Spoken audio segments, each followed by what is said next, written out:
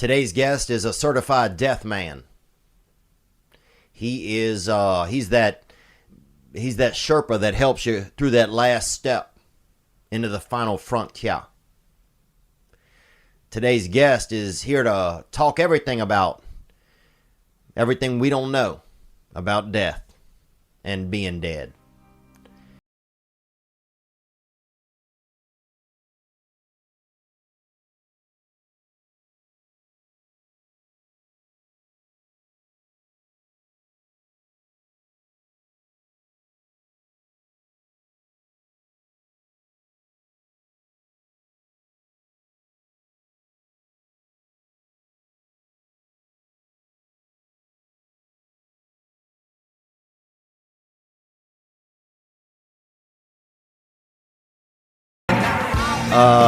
We are here today with Frank Giles. Thank you for being here, man. You're quite welcome. It's an honor.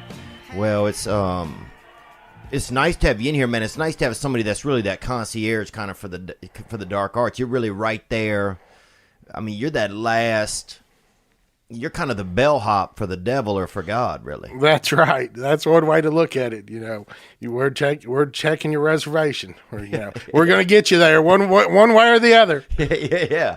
I got to ask you this. Take me through the process of when you guys get a body. Okay. The first thing that happens is normally a phone call. And that phone call, most of the time, is going to come from either a hospice nurse, a nurse at a hospital, nursing home, or maybe even the county coroner. And they're going to call and they're going to say, we've had a patient expire, or we've got a client in need of your services. And they're going to say something like that. And then we're going to go through and get some information such as, their name, where they're located, who the next of kin is, and just some short information. And then the next thing that happens is we've got to receive that body into our care. So it doesn't matter if it's at a house or a hospital or a nursing home, wherever that person dies, we've got to go. You have to go to that locale. We've got to go to that location. And most of the time, see, I'm in a small community in Hopkinsville, Kentucky.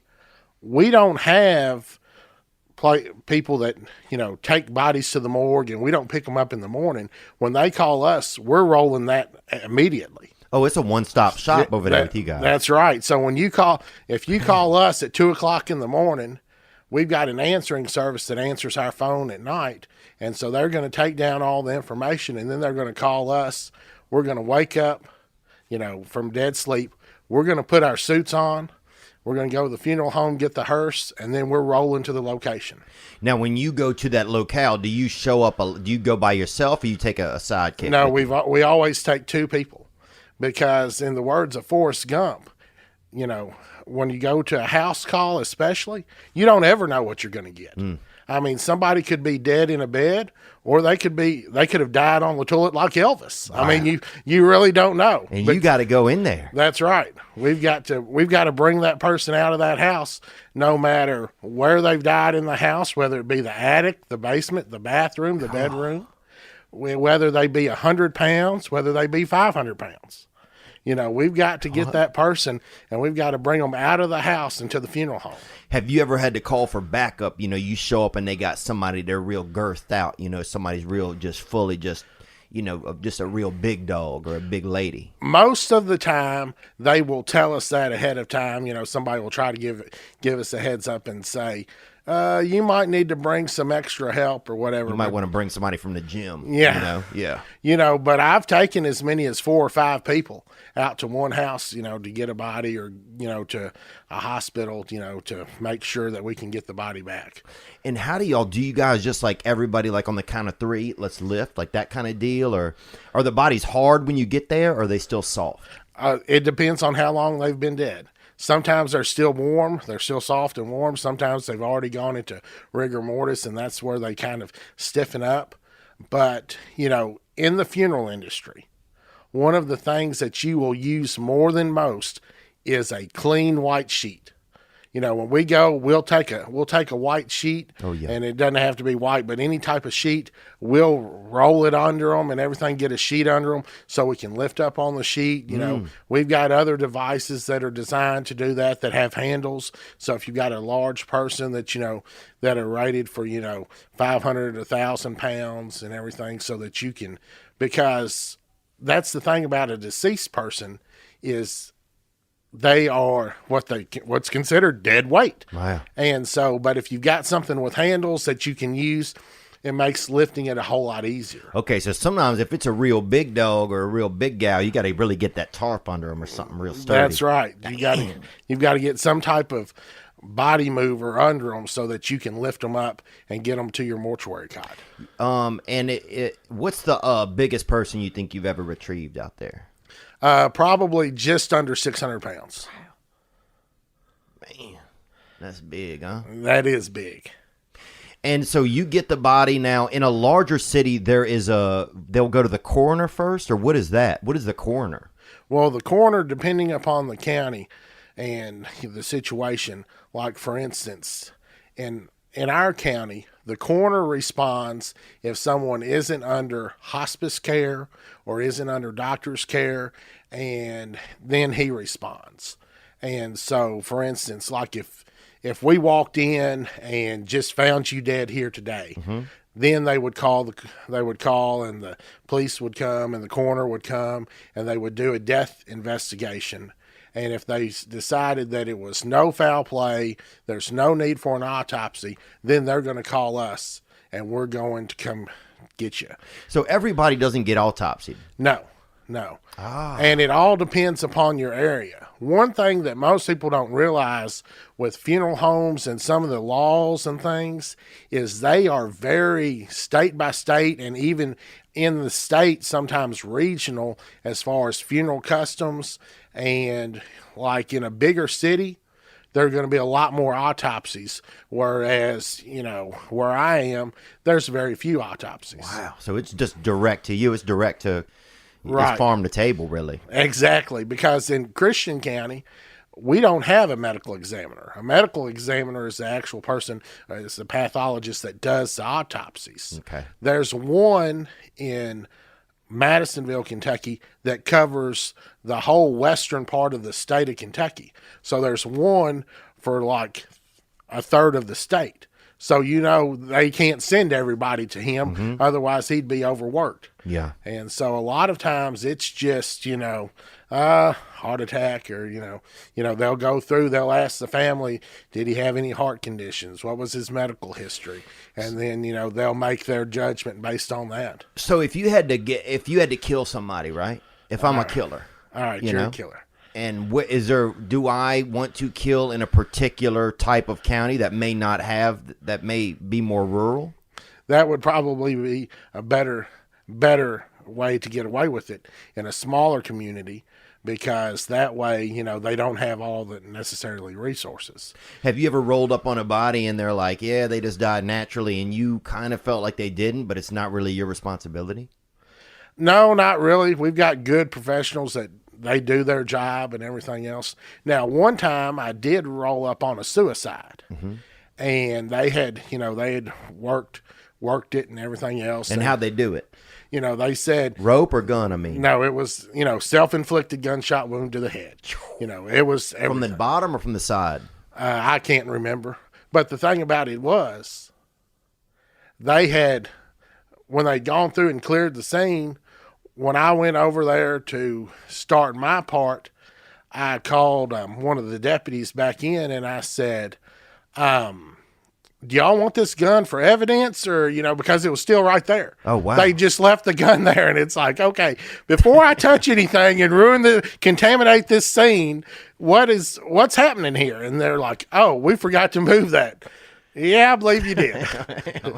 Thank you, Captain Obvious. Things get a little shoddy out there. Yeah, huh? Occasionally, I guess it was the night shift, Oh, yeah, man, the night shift. That's like when you go to like a Hampton Inn or something and they got that night manager.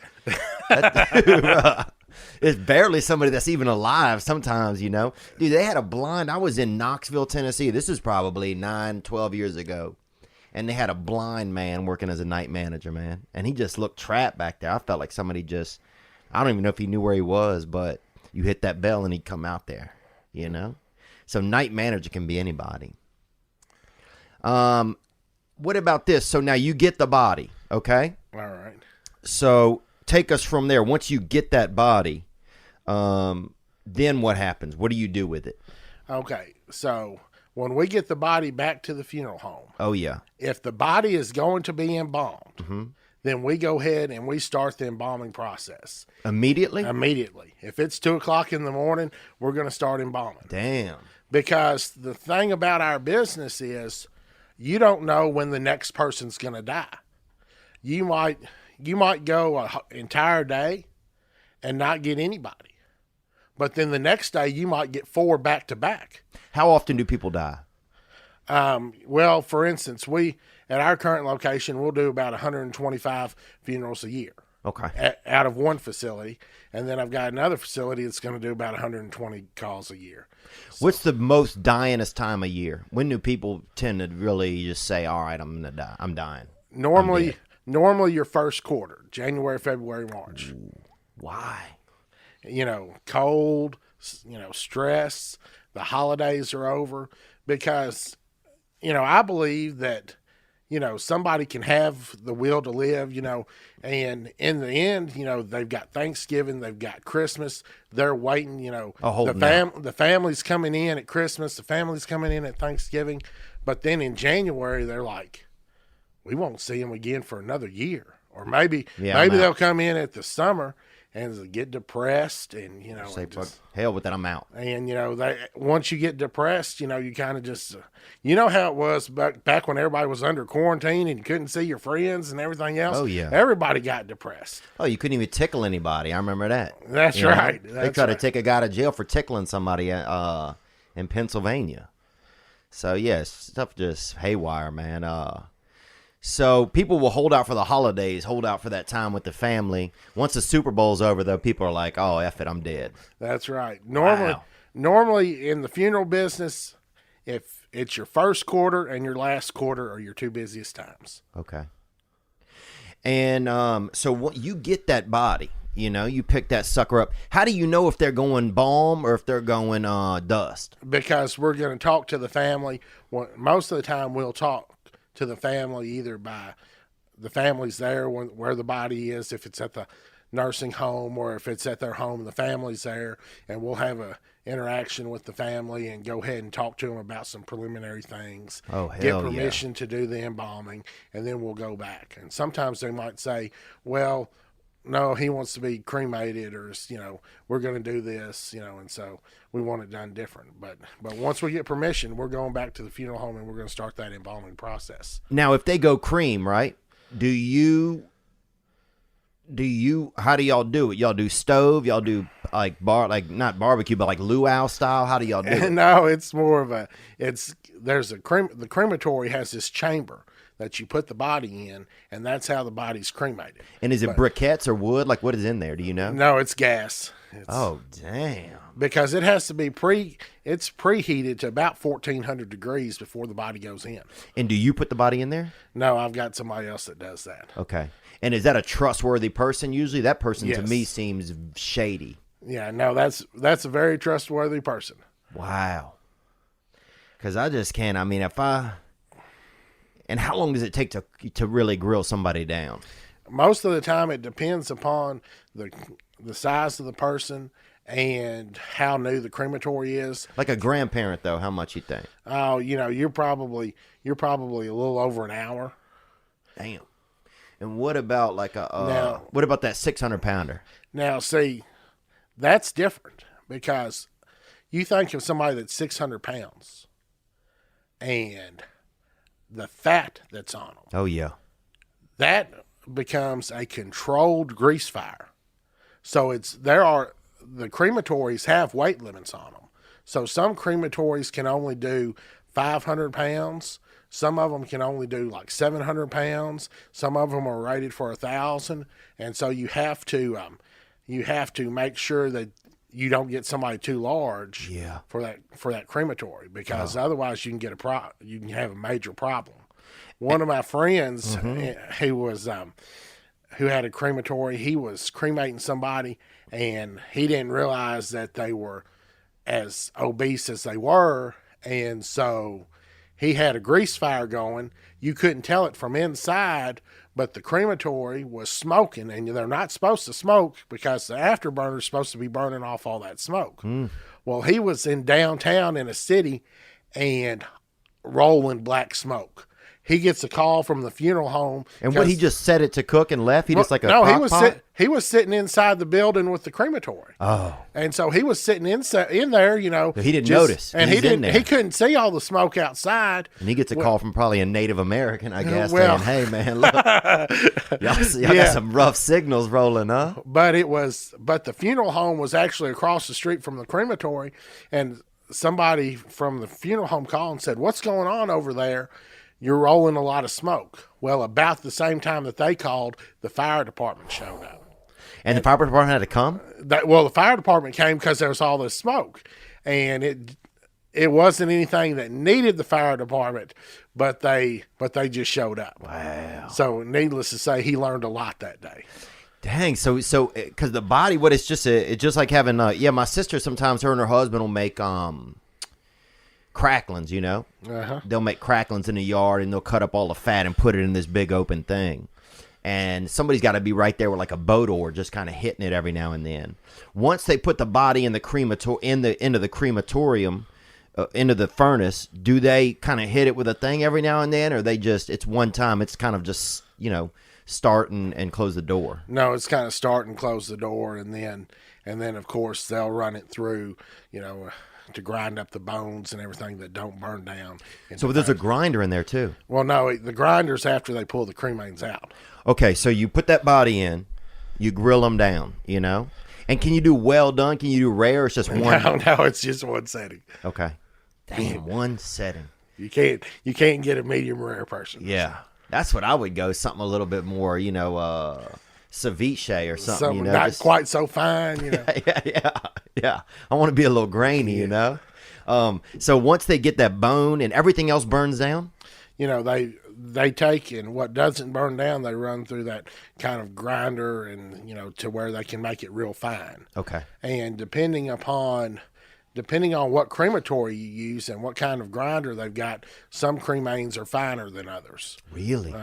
So who's more of a finer cremain? Like, what are you talking about, like a Japanese guy? No, it's just, you know, because a lot of times there's companies that own these crematories, so that you don't have, so every funeral home doesn't have to own one. There's like a third party guy that has this crematory, and you take your body there, and, you know, they'll do it for you. And so some of those guys, you know, if they have newer stuff, it might be finer than the older, you know. If they're running that push mower. Yeah, totally, man. Yeah.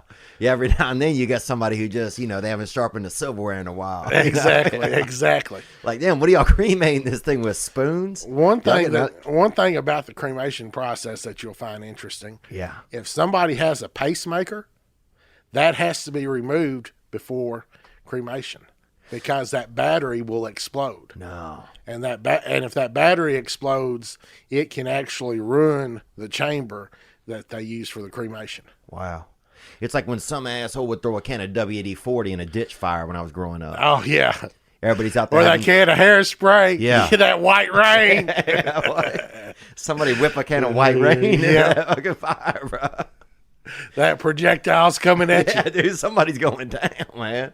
That's when you just let the Lord work, man. That was kind of like a rural version of Russian roulette, man. Everybody's out there. Somebody's cooking a wiener. A couple kids are just running, just jumping through the fire. You notice little evil Knievels. And then some a-hole just flips a can of Aquanet into that bastard. That's right. And you know it's just pure luck from there on out. Okay, so if those are the body, you have any questions, Sean, that came up? We got one from Melissa about embalming. Hey Theo, this is Melissa calling from Jacksonville, Florida. I have a question for the mortician. The question is, have you ever had a customer request you to embalm them when they were alive? Gang, gang. Gang, baby. Beautiful young lady asking these death questions right here. And have you ever had anybody just want to, you know, get a little hit of it? No, I have not, because I could imagine that would be quite painful if you were still living. Yeah. Yeah, because one of the things that we do is we wire their mouth shut, and once you start, I would imagine that would hurt. And when we make our incision and start injecting the fluid, I imagine once we hit you with that fluid, it's going to burn.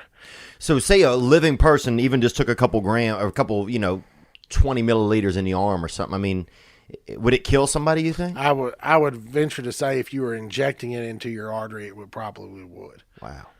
What's in it? Well, there's a lot of different things in it. There's formaldehyde, glutaraldehyde, perfuming agents, water conditioning agents, but the bulk of them are formaldehyde and glutaraldehyde. And so that's what, and as a matter of fact, this is a bottle of arterial solution. Really? So this has got your formaldehyde in it and your glutaraldehyde in it. That's that death gravy, huh? That's right. Hey, this man. one's called Chromatec Pink. Ooh. Made by Dodge Chemical Company. And who goes pink? Do different people go a different color? That might be for a lady. Sometimes you mix the colors, but most of the time you can use Chromatec Pink on a man, on a woman. It doesn't matter. Oh, I want something a little more gray or something. Well, blue. we've got some suntan dyes and stuff that we can put in there, can kind of make you a little darker, Really? something like that. So you've got some dyes that you can put some stuff in there, and then of course the cosmetics that you use can also make it to where if you want to look like that bronzer look, like you've been laying out, you just came back from Florida or whatever. Yeah. That one last tan, huh? That's right, that final tan. I love that, man. We hook you up. So you got a couple items here. You got that Chromatec Pink, and so that's just that big sip. You put it right into somebody, right? How many bottles of that you throw into somebody? Well, normally about 2. That's it? Because we'll mix this up. We'll mix this with some other fluids that we have, such as a water conditioner, another fluid that's called ProFlow that's kind of like a vein conditioner and an artery conditioner, and we'll mix all that in about 2.5 gallons of total solution. And so it's about 2.5 gallons of solution that we put in the average body. Okay. And so what we do is we put that and inject that with an embalming machine through the artery. And at the same time, it's pushing the blood and stuff out the vein. Okay, so you don't drain the body first. No, it's a simultaneous process. Okay, so where do you put the entry and where do you put the outry? Well, different embalmers use different locations. Where do you go? I normally go I won't tell anybody. I normally go to the femoral down here on the leg. Okay. Because that way, Big Daddy getting wild. because that down way, there, man. if it's a lady and she's got a low cut garment, if she's going to show a little cleavage at her visitation and Hey, funeral, I don't blame them. If you got can do 'em. that. If you still got them. Exactly. If you paid for them, and they're still sticking up and you want to show it, that's fine. But you've got.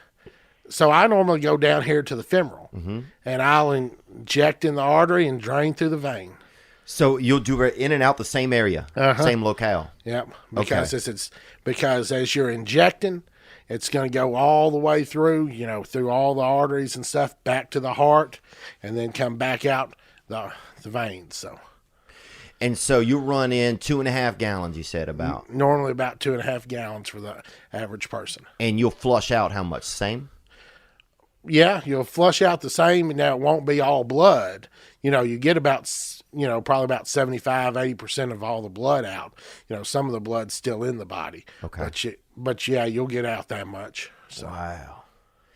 Damn, boy, you rocking right there on the cusp, dog. That's wild. Do you ever need a couple drinks to get through it? No. One thing about it, I very seldom drink. As far as drink alcohol. But, Yeah. But a lot of people in the business do, and it's just all in your mindset. This business isn't cut out for everybody. Because you think about it, and in the one of the most popular scriptures that's used in the funeral business or in the funerals is the 23rd Psalm, and it talks about walking through the valley of the shadow of death. Well, the shadow of death's where I live. That's basically where I live, because somebody's dying, and that's where I'm pretty much staying. So. Oh, you out there Voldemorting, man. You milling around. That's right. That's right. I'm just waiting on the next one. Do you ever see people around town and you're like, oh, I'll probably get a call on this one in a week? Oh, not normally, because most of the time those people are in the nursing homes. But you never know. You ever run a pool with the people at work? No, we don't have. As far as when somebody's going to die, no, because that's just bad juju right there, Yeah. Then that might make you the next person. You never can tell. Yeah, you're right. I hate to interrupt this episode, but you know what I'm talking about right now? People struggling with nose pubes. People struggling with a stray hair, reaching out your nose, trying to get something. Get a handful of gravy, get something. And that's why you got to take care of yourself. With the new performance package from Manscaped. Trim up your manhood, trim up your snout. I've never really enjoyed long nose hair. And sometimes if I don't have any feelings going on in my life, I will reach into my nose and pull out all the hairs I can at once. Just to have something. And sometimes it almost makes me cry. Manscaped Performance Package is the ultimate men's hygiene bundle. It includes the Weed Whacker, the ear and nose hair trimmer, which is waterproof and uses a 9,000 RPM motor-powered 360-degree rotary dual-blade system. Look, 79% of partners polled admitted that long nose hair is a turnoff. So, turn it off completely. Get the Lawnmower 3.0 trimmer, best trimmer on the market for your balls, butt, and body. Triple B's. The Performance Package is the best value that Manscaped has to offer. Get 20% off and free shipping at manscaped.com/Theo. I'm talking to a deaf man today, and it can be death to the hair on your body. Support the podcast. Get 20% off and free shipping at manscaped.com/Theo. That's 20% off with free shipping at manscaped.com/Theo. What are you waiting for? Go whack your weeds. The best way to listen to anything is to listen through a pair of premium wireless earbuds. People listen through certain earbuds and they can't hear everything. You'd be like, oh, what'd they say? You got to replay it.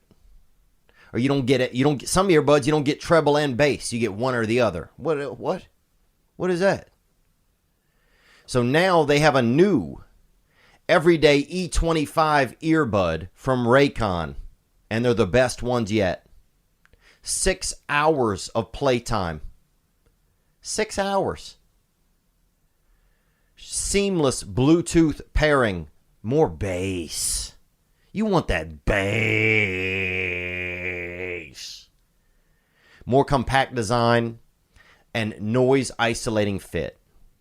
You want premium wireless earbuds and you want them at a discount, and the only place to get them is Raycon. Their earbuds are stylish and discreet. No dangling wires or stems. The company was co-founded by Ray J. And it's also used by people like Snoop Dogg, Melissa Etheridge, Brandy, J.R. Smith, Mike Tyson. They're obsessed with their Raycon E25 earbuds. For a limited time, you can get 15% off your order at buyraycon.com/Theo. That's buyraycon.com/THEO for a special 15% discount on Raycon wireless earbuds. Make sure to check it out now while the deal's running. Buyraycon.com/Theo. And now, back to the podcast with the Death Man, Frank. So you got a couple items here now. You got a pint of that embalm there, and then you got this other little holster here. What is that? That's a cremation urn. Dang. It's a black onyx cultured marble urn. And is that a basic? Is that your basic run of the mill? Well, that's kind of a standard.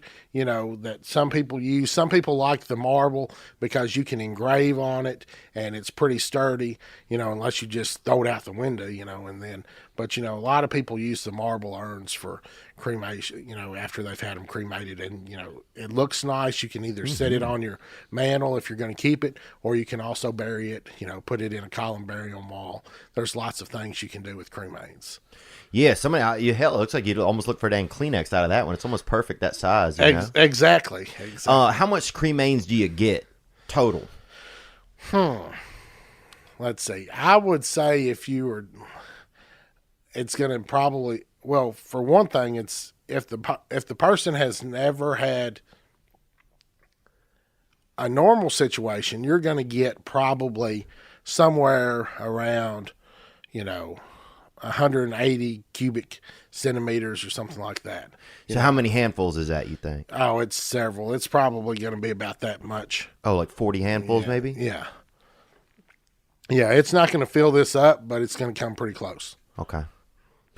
And how fine is it? Are we talking salt? Are we talking, it's more like Dest sand that's down in Destin? Are we talking more like Black Beach kind of sand you'd find out in San Francisco? What kind of... What's the vibe of that dust, that death dust? It's probably, I guess, a little bit bigger than salt. Okay. And is there any gristle in there, or it's all the same? No, sometimes there's, you'll catch a bigger chunk of bone that made it through or something like that. And it's half a molar, a filling, anything like that? No, you won't ever catch anything that big normally. And normally it's pretty gray. It's not. Do you feel bad having done probably, how many embalms have you done? Let's see, probably throughout. I've probably been involved in, I don't know, about 4,000 or something. Damn, bro, you going to hell, bro. You riding dark, dog. 4,000? So, because I've been doing it over half my life. Dang, bro. Does one come to mind that there was just the toughest one for some reason? Something happened. No, I mean, I would say it seemed like one was in your head there for a second. Because I think back, and one of the things that's so different is a regular embalming. You're pretty good. It's pretty much the same. You're going to get by with a real small incision, something like that, and then that, and then a little puncture wound about the size of my pinky. That's about normal. Whereas when you get somebody who's been autopsied, that's when you see that big Y incision that you see on the TV all the time, and you have to treat. There's a lot more work to that because you can't just inject one site because they removed all the viscera. So you'll put it in, it'll start flowing out in the middle. So you have to inject down each leg and the arms, and you have to inject the carotids up the head. And how do you if there's a leak, what do you do? Put a chip clip or something? Like, what do you do? Just if there's a leak while you're like in the vessels, while you're doing it, you'll put a clip on it. Okay. But then what you do is you have to take, like, for instance, in a full autopsy, they remove your brain.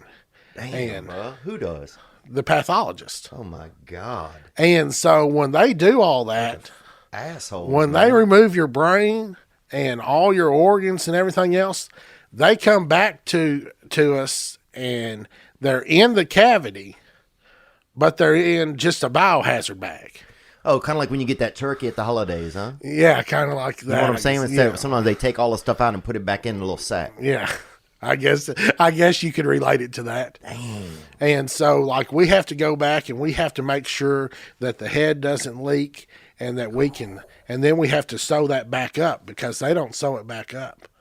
Because, they'll take and they'll cut you from behind the ear to behind the ear. Oh. And then it's like one of these deals where you can flip it forward to where your hair is actually on your nose. Oh, wow. And then that's how we have to get back in there to make sure that all those vessels are going to be to where it doesn't leak, and it doesn't leak on the casket, while we're having the visitation or the funeral. So you get the body, right? And wait, what happens to the? Before I forget this, what about like a man's penis? Right? Oh, do a lot of people die holding their penis? I feel like. No. You know what I'm talking about, though? Like, I'll notice if I'm falling asleep, sometimes I'll wake up and I'm just holding my penis for no reason. I think it's just a natural thing. You know, it's just, this is my penis and I'm holding it, you know, kind of. But when you find a lot of bodies, are they doing it, holding a certain part of their body? Or they just, do some people just like do like this, like they're ready to die, so they know they're dying? Is there any type of thing you notice, like a jet, like something, like a peace out? Is there anything people are doing? No, normally they're just, it's just wherever their hands fall, and Like so this? a lot of times it's just, if they're down beside them or if they're right there, Somebody will die like yeah. that, huh? Sometimes they've got them like that because they start to, put them in that. Sometimes they start putting them in that position, but at the nursing home or whatever. Have you ever gone to a home where they adjusted the body after it had died for some reason? Like they didn't want it to be a certain place, or and you were like, you didn't really ask them questions, but you're like, yeah, I know this guy wasn't just sitting out here in this rocking chair, you know? Oh, no, because most of the time the people, aren't going to do a whole lot to the body. Really? Yeah. Why is that, you think? Because there's a lot about death that people don't understand, and there's a lot of people that are uncomfortable around it, and they're just uncomfortable with, the whole death and dying process because they aren't as exposed to it as they used to be. Yeah. Because back in the old days where the funeral director or the embalmer would come to the house and he would embalm the body at the house. No. Yes, he had. Wow. He had what was called a cooling board, because that was back when they would have like an embalmer and a funeral director, but he wouldn't. That was back before funeral homes, so he didn't take them back there. You did everything at the house or took the body to the church. Dang. But most of the time they Like did Postmates or something. They Like did post-mortem. They did the embalming right there at the house. Dang. And so, for instance, I've got an old glass bottle that was found. Somebody found it when they were cleaning up around an old house. And what it is it's an old glass fluid bottle. And when they embalmed the body, they threw the glass bottle out the door, and it, got covered up. And so when they were tearing down this house, they found it, and somebody brought it to me. Dang. Because used to, they'd embalm the bodies at the house. They'd come out, they'd bring what was called a cooling board, and they'd set that up, and then they'd put the body on the cooling board. And back then, because they were doing it that way, they'd inject and drain right here in the arm, so that way they could just hang the arm off the side, and then the blood would just drip down into the ground. Well, most of the time they were doing this like in your house, so it would drip down into whatever bucket or whatever reservoir that they had to catch it. And when was this up until, do you know? That was back until probably, let's see, probably back in the 40s. Wow. And the cooling board, what was that? Was it ice? It had ice in it, or how did it? No, it was just what it was called. That's just what it was called. It was just like, it was more rustic than a fold-out massage table. Okay. That would be kind of what you think about it today, is they would come up with that table and they would fold it out and put the body on it, and then they'd take that back with them. Man. When you go to pick up a body in the middle of the night, do you knock or do you ring the bell? Or people are usually standing outside? Sometimes I'll knock. Sometimes if I can see them in there, I'll just walk right on in the house. And, because I'm in kind of a small area, and a lot of times I'll know the family or know some family member, and so I'll just walk, or sometimes I'll knock as I'm entering, because, they're sitting there waiting on you. Oh. So, Frank, you get the body, right? What happens when you get the body after you do the fluiding? The fluid's out. You got the fluid. And what do y'all do with the blood that comes out? You really want us to answer that question? Yeah. It goes right down the drain. No. Yes. It goes right down the drain and right into the system. And you better hope that your water treatment guy's doing his job, because if not, the person down the river is getting it. Dang. Bec- So you could get that A positive hit just on a damn because no, they just treat out the it tap. because during this process, we're always running water. And they've done tests, and they've said that with us running as much water as we do, that it's no difference from if you were to cut your finger and stick your finger under the tap water in your kitchen. It's no difference than that blood being diluted than when we embalm a body. Then when y'all drop a couple gallons down there with the amount of water. Because we're constantly running water when we're embalming just to get the blood off the table and get it on down the drain. And then we're also bathing the person while we're doing the embalming because that massage, when you bathe them, helps circulate the fluid. Now, you ever keep a little bit of blood, put it on the plants or anything like that? You ever know anybody did anything like that? No. Why would you put blood on the plants? Well, whenever I used to live up in Natchez, they used to have a man, they said, and he was I guess he worked with blood or something. He was like a blood man. And they said he would take some of the blood and put it on his house plants at home just for the vitamins and minerals, No, I've never heard of that. That's a new one on me. Have they ever caught anybody in your industry doing something vile or caught them, somebody, kind of skimming off the bottom there, stealing blood or, copping femurs or something out of deceased or anything? Now, there have been people in the industry, especially mainly like hospital attendants or something like that, who have, gotten caught, trying to sell body parts or something like that. But no reputable funeral person is trying to sell blood or, bones or anything that's, to any black market people. There's no side hustle or anything. No, there's no side hustle on that. Or there's for sure in Hopkinsville, Kentucky. Yeah. Now, tell me about this. So say you get the body, it's been embalmed. Now what do you have to do to it? Okay. Well, the next process we would be waiting for would be the process of dressing, cosmetizing, casketing, and getting the body ready for the visitation. Is that your responsibility? Yes. Okay. Or that's part of my responsibilities. Now, who sells the casket to them? I do that as well. No way. Yeah. I'm one-stop shop. Hey, man. You like the pop-a-lock of death. That's right. Now, is that a little bit of a tough vibe? Because, you're, like, you have to sell someone. You have to then do a real business, Right. And you're dealing with, like, a human life. Exactly. Most states, like, for instance, in Kentucky, you can be either a licensed funeral director, a licensed embalmer, or you can be both. So, for instance, I'm dual licensed. I have both licenses. Okay, so you got both of them. So you're permitted to do it. That's right. And so you'll do it all the time. Then it's natural. Right. Now, what's that basic casket, man? That basic death box. What's that number one deal? So now you talking about? I'm talking basic, dog. Like you barely want to go to heaven. You barely want to go to heaven. Yeah. I mean, like showing up to heaven on the Greyhound. You know what I'm talking about? I'm talking about just a seat. It ain't even a whole ride, baby.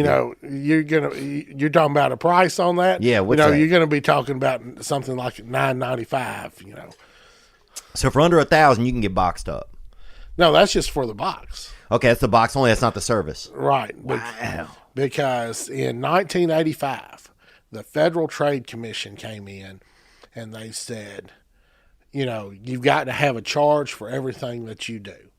So, they said. So there's no freebies in the death community. Right. Wow. So they said, because used to pre-1985, a lot of times you went into the selection room and that's where all the caskets are out. Oh, yeah. And when you would go, you'd look at this casket and it'd have a price on it, and it was everything included. Mm-hmm. Well, then they said, somebody might not want everything in there, so you have to itemize all your charges, and then you go from there. And so then they pick out all the services that they want. Then they have to add their casket to it, vault if they're using a vault, and then that's your funeral total. Mm. And that vault, how is the vault really necessary, man, or is it better to just get, I want almost the gift wrapping. I want that low key, Well, some cemeteries require vaults. Okay. Some states require vaults. It all depends. In Kentucky, a vault is the vault requirement is based on the cemetery. Okay. But a vault will do two things. It supports the weight of the earth off the casket, and it also keeps water and other elements and bugs and things from getting to the casket. And how long does a casket last you? Well, it depends upon the type of casket. For instance, That $9.95, brother, how long is that going to get me? it depends if, vault or no vault. If you're not getting it in the vault, it's not going to last very long. Are we talking 8 months or something? It's going to depend upon, a lot of it depends upon ground conditions, because you think, That soil. yeah, because if you're in a real wet area, that thing's going to be sitting in water, and water is not good for metal or wood and everything else, whereas it's going to last longer if you're in a drier area. Yeah. It's kind of like if you go back to the ancient Egyptians, some of those bodies that were just buried in the desert where it was real dry, they lasted almost as long as those that were mummified. Right. Whereas, you go to like a swampy area in Africa, or you go to Louisiana, man, that thing's just a little snack for the swamp. That's right. Wow. We've got a couple casket questions. Yeah, let's hit a casket question here. What do we have here? What up, Theo? What up, Nick? This is Daniel from Tucson. Now, I know Lil Boosie turned down the idea of getting into the casket making business, but I wanted to ask your mortician, what is the most outlandish or extravagant casket you've seen a customer walk out of your store with? Did that thing have some spinners on it? Mm-hmm. Was it a translucent waterbed hitter? I'd like to hear about it. Anyways, gang, gang. Dang, bro. What'd they put in there? What's the most extravagant casket? You know what I'm saying? Something with some cat toys hanging from the ceiling, or you got something with a little hot tub at one end of it. What's the wildest thing you put somebody in? Well, And be honest. Well, most of the time, the people that are buying your real upscale caskets are going to buy either a bronze casket or a very fine hardwood, such as, a mahogany that might be, where that wood was imported from Africa. And then depending upon the finish work that goes into it, because, whether, it'd be flat top and, the finished parquet and everything else, that's a very expensive casket. And then also, they've got some that are 48-ounce bronze, and kind of look like they almost look gold almost, and you can see like some of the celebrities have been buried in, some of those, like, I'm thinking of Michael Jackson, and, I think, let's see, Whitney Houston, I think was in like a Millennium that Batesville makes. And so, some places will use that as a selling point, because the casket companies used to furnish a list basically every couple years of recent celebrities and what caskets that they used. Really? Uh-huh. And what happened to that list, you think? I think that, as things have come on, they've just quit publishing it. But, for instance, there's a company, it's now owned by Batesville Casket Company, but it used to be called Marcellus Casket Company. And they made the finest hardwood caskets in the world. And Oh, yeah. Amen. and so what they would do is they would make these caskets, and one of them was called the President, and the other is called the President Carved Top. And the difference between them is the one that's the carved top, it has a lot of carvings on it, but, JFK and, a lot of those presidents were buried in those two different caskets. And so it was called the President Carved Top and the President. Now, when Ronald Reagan died, he was put in a Marcellus, and it was called the Masterpiece. And the reason they called that the Masterpiece was that because it had barbecue sauce in it, I bet. that casket was so big that it would not fit in a standard burial vault. And so, of course, Ronald Reagan was put in a mausoleum that was designed to where it would accommodate that casket. But, that's a little bit larger casket than your standard casket. And so, you see that. We sell some mahogany caskets. if we've got somebody that's going to spend a lot of money, most of the time they buy a mahogany casket. Wow. Because the look of mahogany, it looks really good. Oh yeah. And that's what Oh God. that's what they want. They like that warmth and the beauty of the wood. Some people find metal, whether it be any type of metal, to be more cold rather than warm like woods. So. And how pricey does that get? What's the priciest deal you guys have ever put in the ground, man?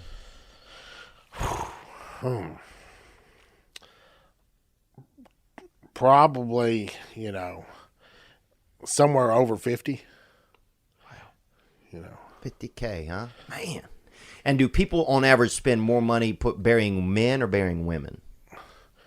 Probably women, because a lot of times, the men will care less. But now, because they will say, because if you think about it, most people are thinking, well, of all the sacrifices Mama made and, what Mama did for you and everything else. And, Daddy always said, just put me in a pine box or throw me in the ditch or whatever. But Mama, this is Mama. Mama took care of your every need. We got to do a little bit better for Mama. Yeah. Mama loved you. Yeah, we got to do something for Mama. Mama and Jesus always loved you, Theo. That's it. Yeah. Amen, So once you get the body, you got it embalmed. What other things do you have to do to the body to make it look presentable if you're going open casket? Well, we do their cosmetics, and of course we'll dress them in the clothes that the family brings, and sometimes that's suit and tie, and sometimes that's overalls and flannel shirt, whatever the family wants. Can you go full naked or not? Can you go nude if you want? That'd be frowned upon, because that we wouldn't want to make some people feel bad, if they weren't, as well endowed, if you were full nude and, they'd be like, or it might make them feel better about themselves. I just really don't know. It'd be interesting to get a look at that body fully nude at the end. I think it almost would make it a little bit more like, okay, they're part of life than they are like it's trying to make them still look alive. But, you think about maybe more people have seen you fully nude and more or would expect that. But most of the time, they want that image as close to how they can remember that person.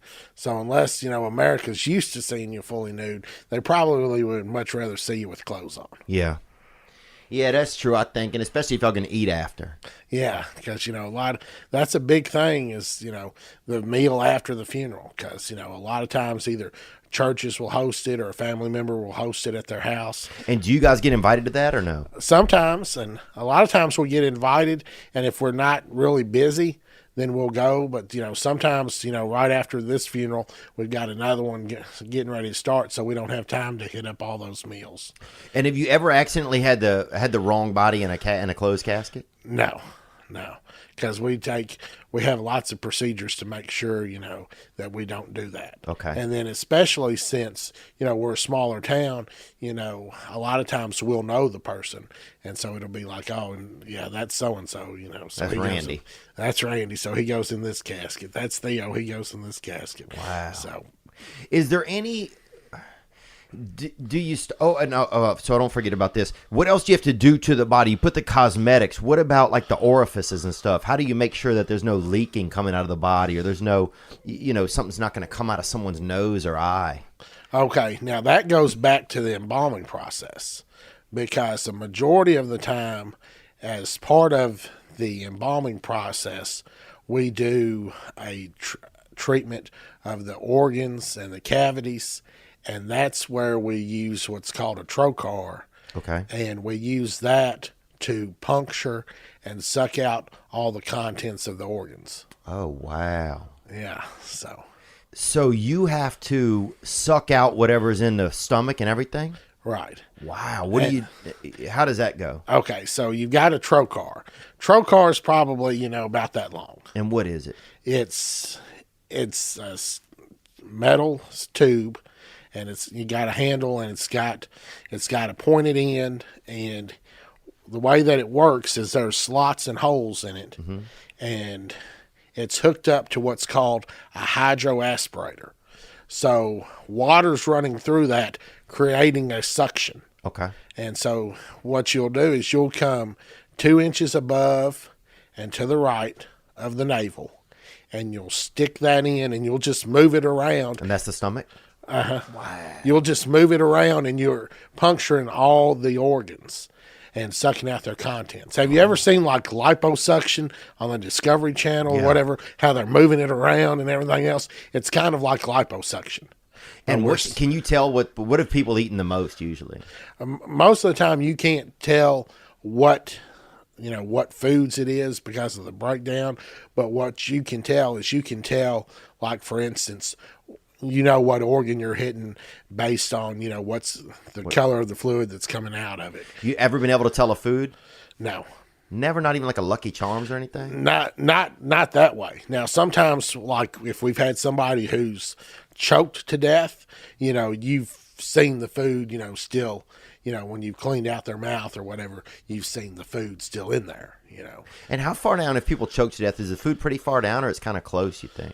Well, it just depends, because a lot of times it's I would say it would be pretty far down, but then when they try to save them, some of that gets brought back up closer to the surface. But, if they were unsuccessful, and I've now got them in my possession, then, they were unsuccessful. Aye. Then... Since you've seen, and now what about the mouth and the eyes and stuff like that? Do you have to do anything to keep them from like just swinging open, or the ears? Well, one of the first things that we do in the embalming process is we wire the mouth shut, and so we take and we put what's called it's a needle injector, or an injector needle, and we put one up here and one down here. Dang. And then we wire their mouth shut. Thank God, man. And I need it. A lot of these women need it, and I need it too. And then a lot of times to get that good mouth closure or whatever, you'll put a little piece of cotton in there to elevate, like a lip or something if it's drooping and everything else. Now, your eyes, we have what's called eye caps. And those look like contacts with ridges. And then we'll put those, under your eyelid and use that to help keep your eyes closed. Oh, so you'll go eyes closed. Has anybody ever tried to open the person's eyes when they're deceased? Not to my knowledge. Of course, a lot of times she'll come back and put a thin little bead of glue on there and the lips. So, that they're also glued. That's an extra layer of protection. Dang, I respect that. Yeah. Yeah. Extra layer of protection. You don't want somebody peeping, at the funeral. Yeah, you don't want somebody looking out. Yeah. Now, does anybody ever try to come in and see somebody after they've been dead for a little bit? After, anybody come knocking on the door, you guys are already running the hoses and everything, and they got somebody saying, I want to see them one more time? Sometimes, like if you're, sometimes I think what you're talking about is like if somebody shows up before, we're done embalming and they want to see them, then we don't allow them to come into the prep room to see them. Wow. They'll have to wait till the public visitation, or even if it's a buddy or something. Yeah, even if it's a buddy. Wow. Because we take that very seriously. The family's privacy. So if when we have private family visitation, oh yeah, it's private family visitation. And, you don't get to see them. If you're just a buddy, you don't get to see them till that public time. I don't care, why you need to see them earlier. If the family's not going to give you permission, you'll see them, during the public visitation. A friend of mine works in the death trade, and he's up in Oregon, and he said he worked in it about 20 years ago. He said somebody died one time in the town he was working in. And then while he was out at lunch, they came in and stabbed the guy a couple more times just to make sure he was dead. Goodness. Pretty wild, huh? Yeah, he must have not been well liked. Yeah, he must have not been well liked. Sounds like your friend should have locked the door, too. Yeah, I think he was smoking weed and stuff like that. How do you guys keep jovial when you're working around the dead like that? It's just, it has to be in you. Because you have to be able to separate the fact, that you're doing what you can for that family. Because there's no greater honor for somebody to entrust their loved one to you, because you think about, this is their prized possession. This is their mother, their spouse, their child. Oh, yeah. And they've entrusted that to you. There's no greater honor than that, and you do what you can to, treat them with integrity. You treat everybody like it's, your family member and the way that you'd want to be treated. And so, we are very careful. We make sure, we've got, well, for one thing, you're not going to get in our facility unless we open the door for you, because the facility's locked, and during public visitation, we've got a greeter on all the doors and everything else. So we know who's coming in and out of the building. If it's somebody, before the Nobody's sneaking backstage. Yeah, because the back areas are always locked and everything else, and so it's not easy to just sneak in there and do anything. So, do you feel like you learn anything more about life, or do you feel like have your thoughts and feelings changed over the years working in the death trade? I think you don't take it for granted, because you know that you can be here today and gone tomorrow.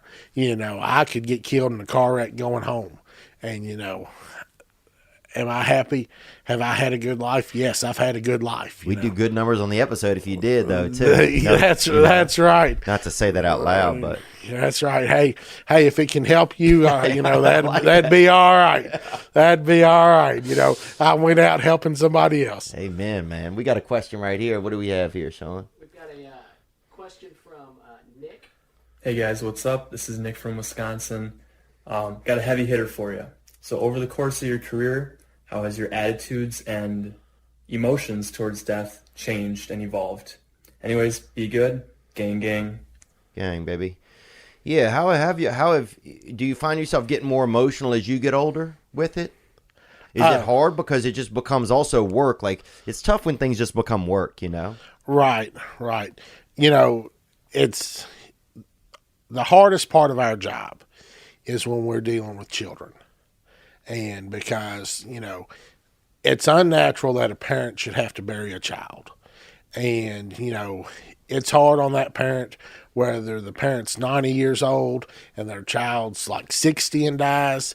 It's hard. It's even harder when somebody's 20 years old and, their 7-day baby dies. All that's hard, and you still grieve with them. But, the thing is, at this time, I have to be their rock. I have to be the person that, you come to me, I'm going to handle it. Whatever you need, I'm going to handle it. You put the weight of the world on my shoulders. That's what I'm here for. Is there a moment where have there been times where you've just broken down? It's just been tough. I mean, there's got to be times. There's times where it's been tough, and it's, and you'll just see it, and you just got to keep on going. What are the toughest times, though? I'll never forget. One time I had I just completed my apprenticeship, and I was fresh out of school, and I had a friend from high school who had taken his life, and I remember I got the call, and that was tough, because my cousin had dated him and everything else, and that was hard. Then why did he do it? Do you remember? No. Then fast forward later, I have, it's almost exactly a year later, another friend gets killed in a head-on collision. And then right after that, another friend dies with an enlarged heart that nobody knew he had. Oh, yeah. And so you can see that all those things play an influence on you. But you just have to keep on for the family. And, I'll take my time and I'll grieve later, but right now I have to be strong for that family. Yeah. Because that's what I'm here for. Has it adjusted your relationship with a higher power, with faith? Have things changed for you over the time, or what's that journey been like in dealing with the deceased? I've always had a strong faith, But, when you look at the human body and you look at everything that goes into it and how every system of the body works and everything else, that was laid out, that just didn't happen. And the fact that, we don't understand everything, but, there's a God that's there that does, and he knows. And we, there's times that we think that we would have had a better way, that we would have had a better plan, that it wouldn't have been good for this person to die. But we don't know. We've just got to wait till we get there, and maybe we'll understand it one day at a time, or, at the end. But, you just got to keep on going. You just got to, have trust and faith and go on. Does it still feel like a human you're working with? Does it feel like just a carcass? Like what is kind of that feeling, Because if I'm carrying a human body that's alive, that's one feeling. But if I'm carrying just a deceased human body, I'm wondering if that's a different feeling, I think that anytime that there is a deceased versus alive person, there is that difference, yes. But the same thing at the same time, even though the deceased is not there, as far as what made them there, like the spirit, that body still deserves that respect, because that was the shell that either held that body for one day or 99 years or 100 years, so it's still all there, and it's still. Have you seen any, kind of going in a different direction here, but is there anything like with COVID deaths? Have you seen more deaths or anything like that? Not really, because, everything, the same number of people are basically still dying. It's just that, if they've had anything else but they've got COVID, right? They're saying, oh, it's a COVID, Yeah. The person might have had COVID, but they actually died from pneumonia. Well, instead of counting that death as attributing it to pneumonia, they're going to say, oh, COVID, or they might have actually died from cancer, but they also had COVID. So COVID. Yeah. They COVID them up. Yeah. So people get COVID no matter everybody. Like, yeah. It's like, they had this, but they also had COVID. It's like, can somebody die? Can somebody still just die from natural causes, or does it all have to be COVID anymore? Right. And there's a lot of families right now that are very upset about that, and sometimes we'll go to a house or whatever, and they'll be like, he didn't die of COVID. She didn't have the COVID. Make sure that they don't put COVID on the death certificate. Really? And it's like, well, the doctor's the one that fills that portion of the death certificate out. But we'll make sure to tell them that they didn't have COVID, because there's a lot of people who are so tired of hearing about it that that they want to make sure that their loved one isn't a statistic for something that they don't, that they don't necessarily, it's not that they don't believe in it, but they don't want them to just be a COVID statistic. Yeah. A talking point for somebody that they don't like. Now, what about this? What's a wild thing somebody wants to have in there when they die? Somebody throw in a little can of Ruffles, or somebody put a couple Starbursts in there or something. Okay, it's not uncommon. A big thing, a lot of people will take cigarettes with them. Because you take somebody who's smoked hard, boy. They'll put that, cigarettes in that shirt pocket. You're gonna want that smoke, dude. If I'm dead, bro, light me up a damn 100, baby. You know what I'm saying? I'm burning a fucking Winston, dog. If I'm dead, man, I ain't milling around. I've had, a lot of people put pictures of themselves, And what about a joint? Somebody sneak a joint in there sometime. I'm not going to say that that's never happened, because, when we're standing back up there and the family goes up for their final viewing, there's no telling what they could stick in there. I've had some very interesting stuff. I had somebody request to be buried with their shotgun. Amen. So they took their shotgun with them. And so, what about, now if somebody requests to be buried with an 8-ball, and I'm not talking bowling, I'm talking that cocaine, baby. Do you have to do that? Well, the thing about it is, since that would be an illegal drug, we wouldn't be required to do that. But if somebody were to bring that in and stick it up under the foot of the casket, I don't keep a drug sniffing dog at the funeral home, so it might just go on through. It might just go with them. It might go with them. Yeah. So. Yeah, that's one thing. There's no TSA when you flying up to heaven, man. That's right. That's right. You're not gonna be searched. So. Now, what's the wildest thing somebody's put in there? Somebody ever put something that's a little too big in there? Somebody try to put a little chainsaw or a leaf blower or something. If somebody died doing during a dangerous, leaf blowing or something. No, I don't think they had any power tools or anything like that.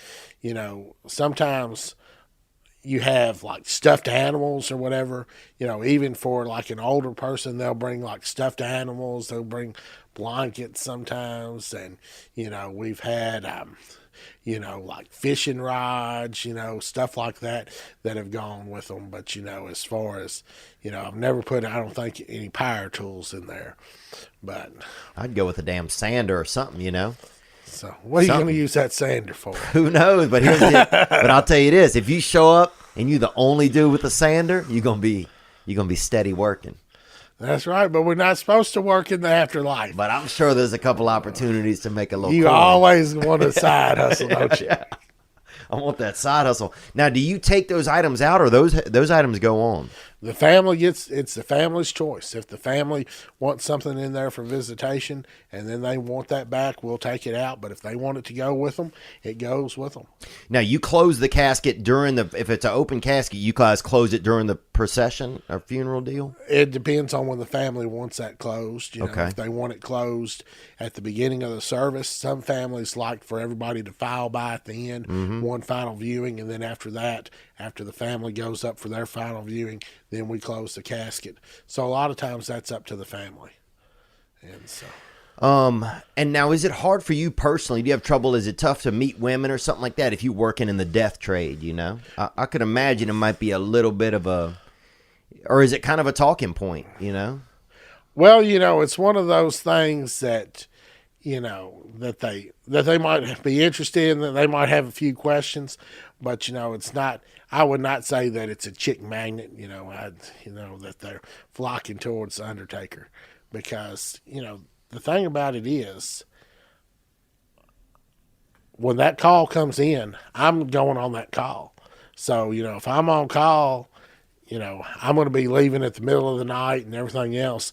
And a lot of people, they get, they don't like that. They don't like that you're going to be gone for that. They don't like that you got to work on the weekends, at night, holidays, that you miss birthdays and everything else, because it's a big commitment, when you're working in the death care business, because it's 24/7. Damn. I mean, because I probably, since I've been involved in the funeral business, I've probably spent as many holidays at the funeral home as I have at my house. Wow. And so it's 50-50 split, huh? That's right. You just don't ever know. And, that's the last thing that, a girl wants, to be on the way to a nice dinner, and then, I've got to go to the funeral home. Damn. And and they ever bring a date over there with you to say this? No, because then, I keep them pretty separate. Yeah. Is it tough dating in a small town? It depends, especially when you're in our business, because you get to know the families. Oh, yeah. And, because you're spending 3 or 4 days sometimes with the family in that, and you really get to know them. And sometimes you become like family to them, and sometimes you're like, whoo, stay away from them, Sometimes you learn a little too much. Yeah, huh? you learn a little too much, and so that makes you want to shy away from, some of them anyway. So, do families, can somebody get buried with their money if they want to? If they want to bring it in, they could get buried with it. Have you ever had somebody that was their request and they put it in there? Not all their money, I've had people, want to get buried, with, Granddaddy always kept a $2 bill, or, he always had change in his pocket, didn't want to go anywhere without a little money. I've had that, but I've never had anybody say, we're going to put $1 million in this casket. Yeah. Because, then you get to the age-old question. If you put $1 million in there, let's say you put $1 million in there in cash, and then if somebody were to take the cash and write you a check for it, you've still got $1 million. So nobody normally puts cash in there. They just Maybe we'll put a check. yeah. So I guess if you wanted to go with $1 million, we could write you a check for $1 million because you wouldn't be able to cash it. Yeah. Yeah, I'd rather send the check. Yeah. Just in case later you decide, dang, I wish I had that cash. Yeah. Yeah. Yeah, but nobody ever puts $1 million or anything in there. Damn. You know. So Have you noticed over time that people used to bury nice things with people, and now they just kind of bury whatever with them? You think has there been able to notice anything like that? you know, most of the time people, if it's something of real value, they keep it and they pass it down in the family or whatever, you know, especially jewelry and stuff like that. And of course now with, you know, there's so much stuff that, you know, people are using like costume jewelry and stuff like that people are wearing rather than buying, you know, real expensive jewelry that they're doing that. And especially for your older people, because as they get sometimes dementia and stuff like that, the family's already taken their good jewelry away from them so they don't lose it, because, you know, they don't want them to keep the good jewelry in the nursing home or stuff like that. And, you know, because they'll lose it or somebody will steal it or whatever. Now, I have had families bring in really nice jewelry for the visitation and the funeral, and then they want that back. And so, have you ever stolen anything from anybody? no, sir. That'd be bad for business. Yeah, it'd be bad for business, man. I didn't think you had, but I just had to ask you. We got any other questions that came in that are unique? Yeah, Ross has another question about caskets.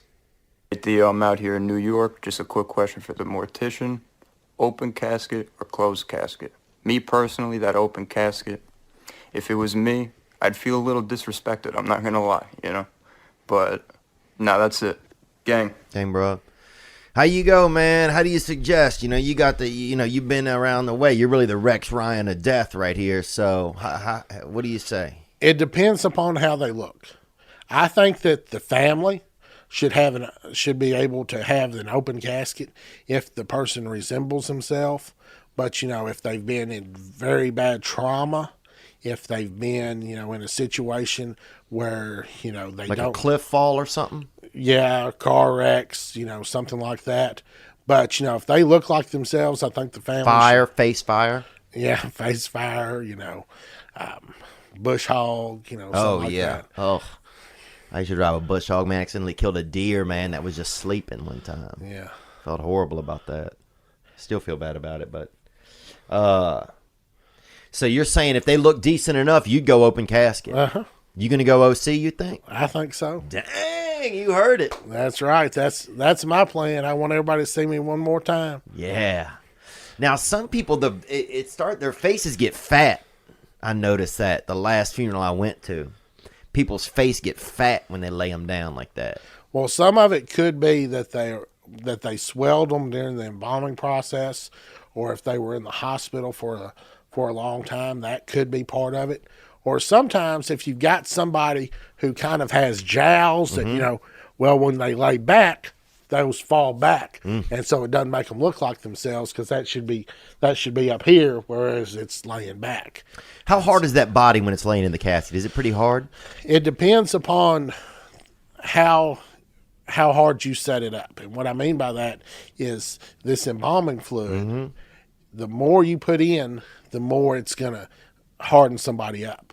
So you can set them up like really, really hard, but the problem with that is it's going to dehydrate them a lot. So basically you can do that, but they're going to turn more to leather, and they're not going to feel like a human body, and they're going to dehydrate, and so it's going to require a lot more cosmetics and stuff and make them look unnatural. Damn. Is there any perfect way to do it, man? I can't believe there's only embalming and creming or cremation. But I think I'd love to be damn wrapped in bacon or something. You know, I'd love to be just, you know, I'd love to be, what's the one where they cut you open and put cheese in you, you know? Stuffed crust. Cordon bleu. Or I'd go stuffed crust, son. Stuffed crust would be great. And so now they do have, sometimes we do what's called like a green burial, and that's where somebody is still buried, but they're not embalmed. And so they don't want to be embalmed, and they just want to be more natural. And sometimes they'll be, you know, just like in a wood casket and buried in a cemetery without a vault and everything else, because they want to go back to the earth as quickly as possible. And is that growing in popularity? In some areas it is, but you know, the Jews don't embalm. An Orthodox Jew does not embalm. Wow. That's one of the things you learn when you're in mortuary school is different religions and kind of how their preference is. And I'm not for sure if you know this, but I went to mortuary school here in Nashville. There's a mortuary college in Nashville. Dang. It's called John A. Gupton College, and it's over on Church Street. And one of the things that they do is your last semester of mortuary school, they assign you to work 1 day a week at a funeral home as part of your schooling. So they've got certain funeral homes that they'll assign you at. And I worked at one here in Nashville, and it was the Jewish funeral home. Wow. And so there's no embalming there. There's not for the Jews, and they're real strict about it. And so basically, why? It's just kind of in their doctrine? Yes. And they have the guild that comes and washes the body and wraps the body and prepares the body.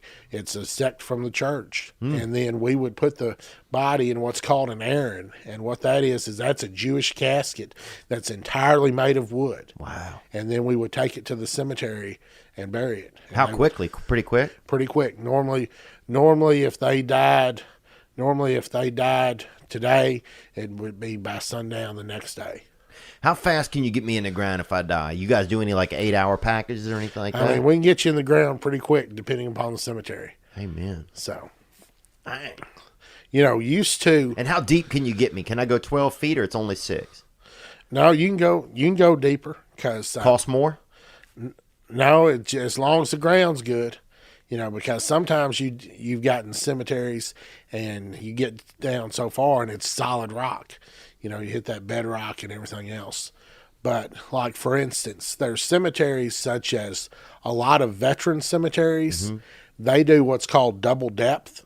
And so like if you've got a husband and wife, they'll put the first one that dies, they'll put them down, you know, probably 10 to 12 feet. Wow. And then when the second one dies, they'll dig down part of the way and then they'll put them there. Man. And so they're double depth. Damn. Now, different states have different requirements, and most people, you know, have that ingrained in their head that, oh, I'm 6 feet deep. Well, in the state of Kentucky, the law says that if you're in a burial vault, there only has to be 18 inches of dirt on top of you. Wow. Now, most of the time there is more than that, but that's the minimum legal requirement. So you could go shallow here over in Kentucky. You go 18 inches. Damn. Anybody do it still sometimes? I mean, most of the times not, but you know, and what it is used to when graves were dug by hand, they used to be sometimes more shallow than they are now when they're dug by machine. You know, I'll tell you, when I was growing up, they had a man who in our neighborhood who died, and they buried him in the backyard. They buried him in their backyard, and they invited me and this one kid over there to the service, and we didn't know what a service was. We never seen it or anything, you know. And they said, you want to come to a service? And we thought maybe it was like tennis or something, you know. But we got back there, and next thing you know, we're all sitting in these folding chairs, and they're burying this dude, this old dude, Mr. Polito. And they just put him in the ground, man.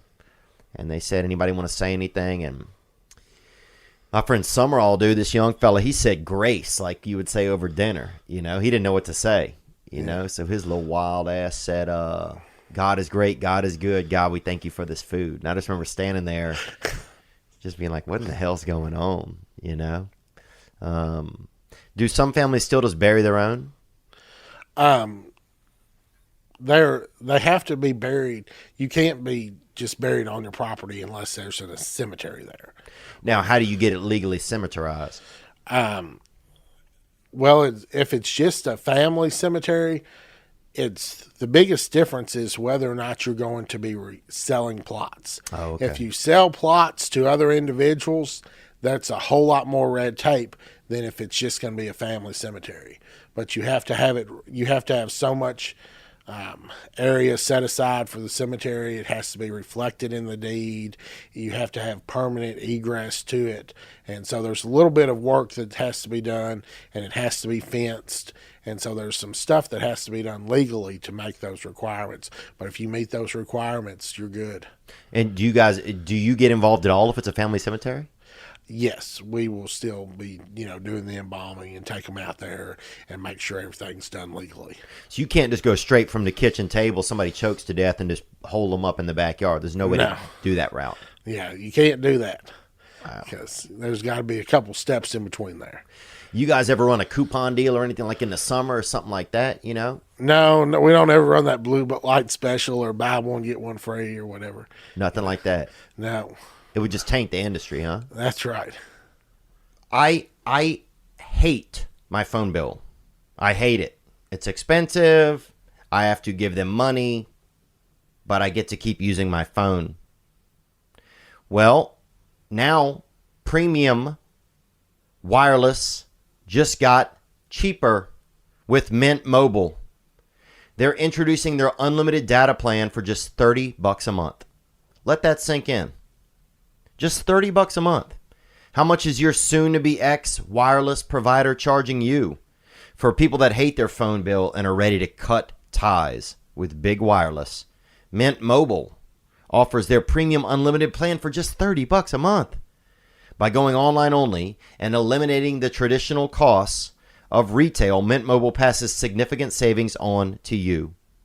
Use your own phone with any Mint Mobile plan. Keep your same number along with your existing contacts. And if you're not 100% satisfied, Mint Mobile has you covered with their 7-day money-back guarantee. That's right.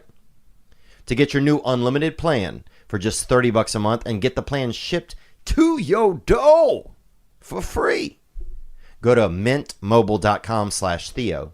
That's mintmobile.com/THEO.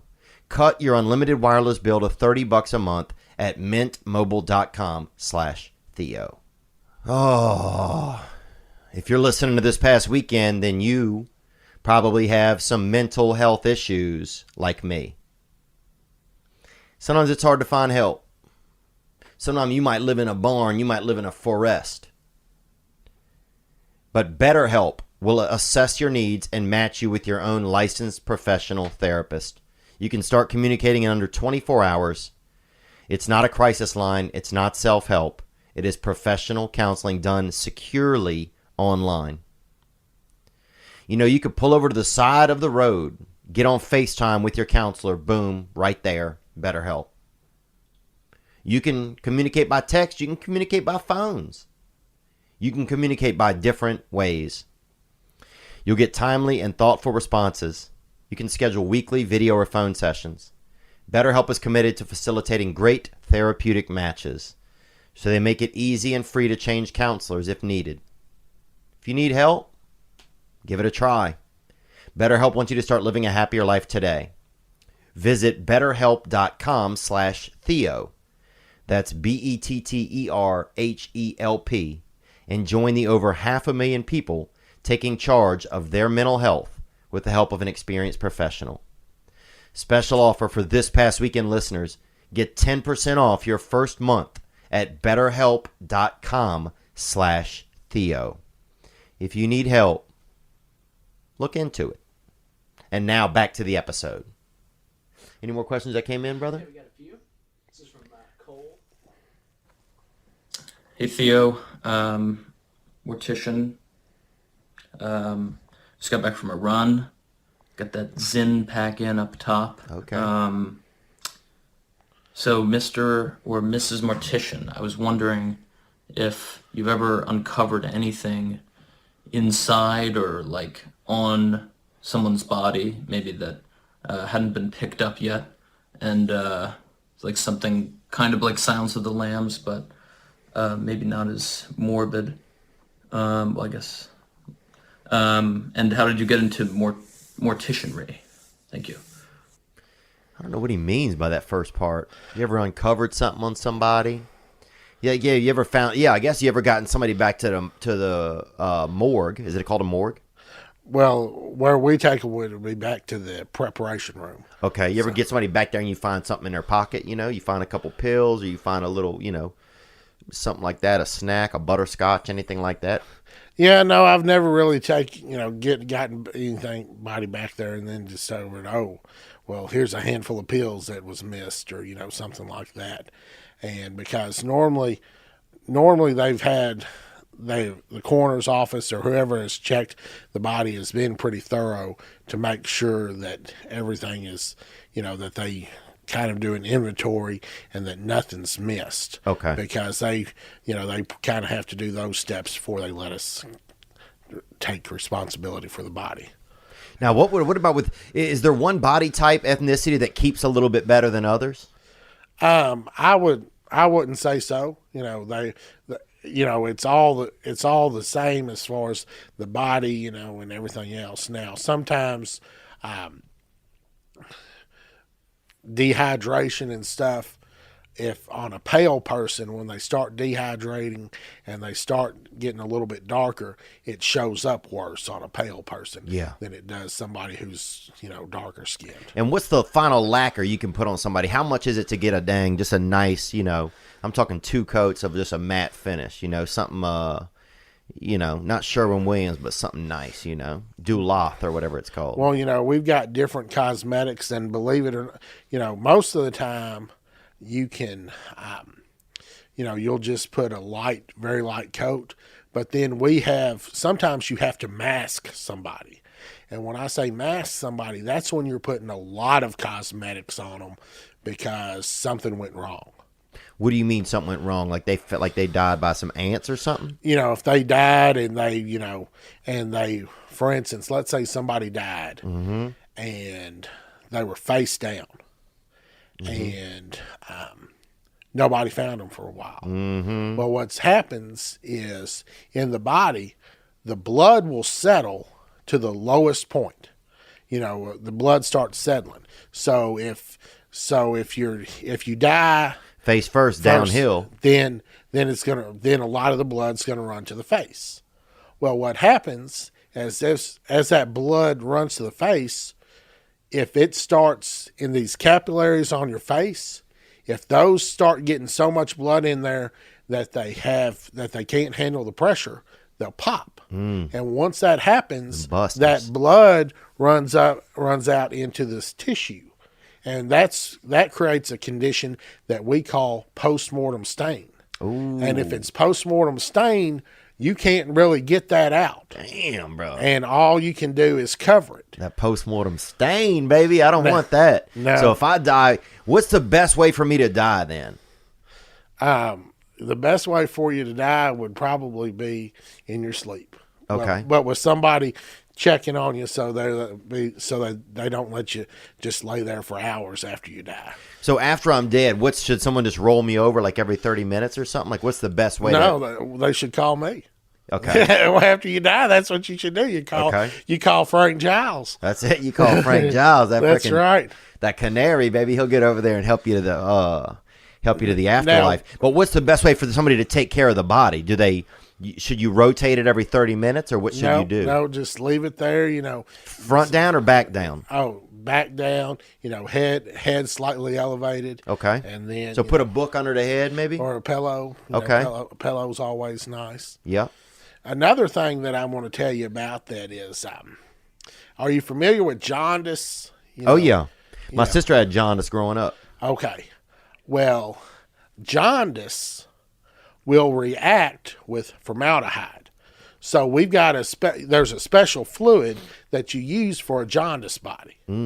And if you don't use the correct fluid, and if you had jaundice really bad, and I just poured this Chromatec pink to you, well, the formaldehyde in it will react with the bilirubin in the jaundice, and it will cause the body to turn green. Just smurf out almost, huh? Like Shrek. You be Shrek'd out like green. And has that ever accidentally happened?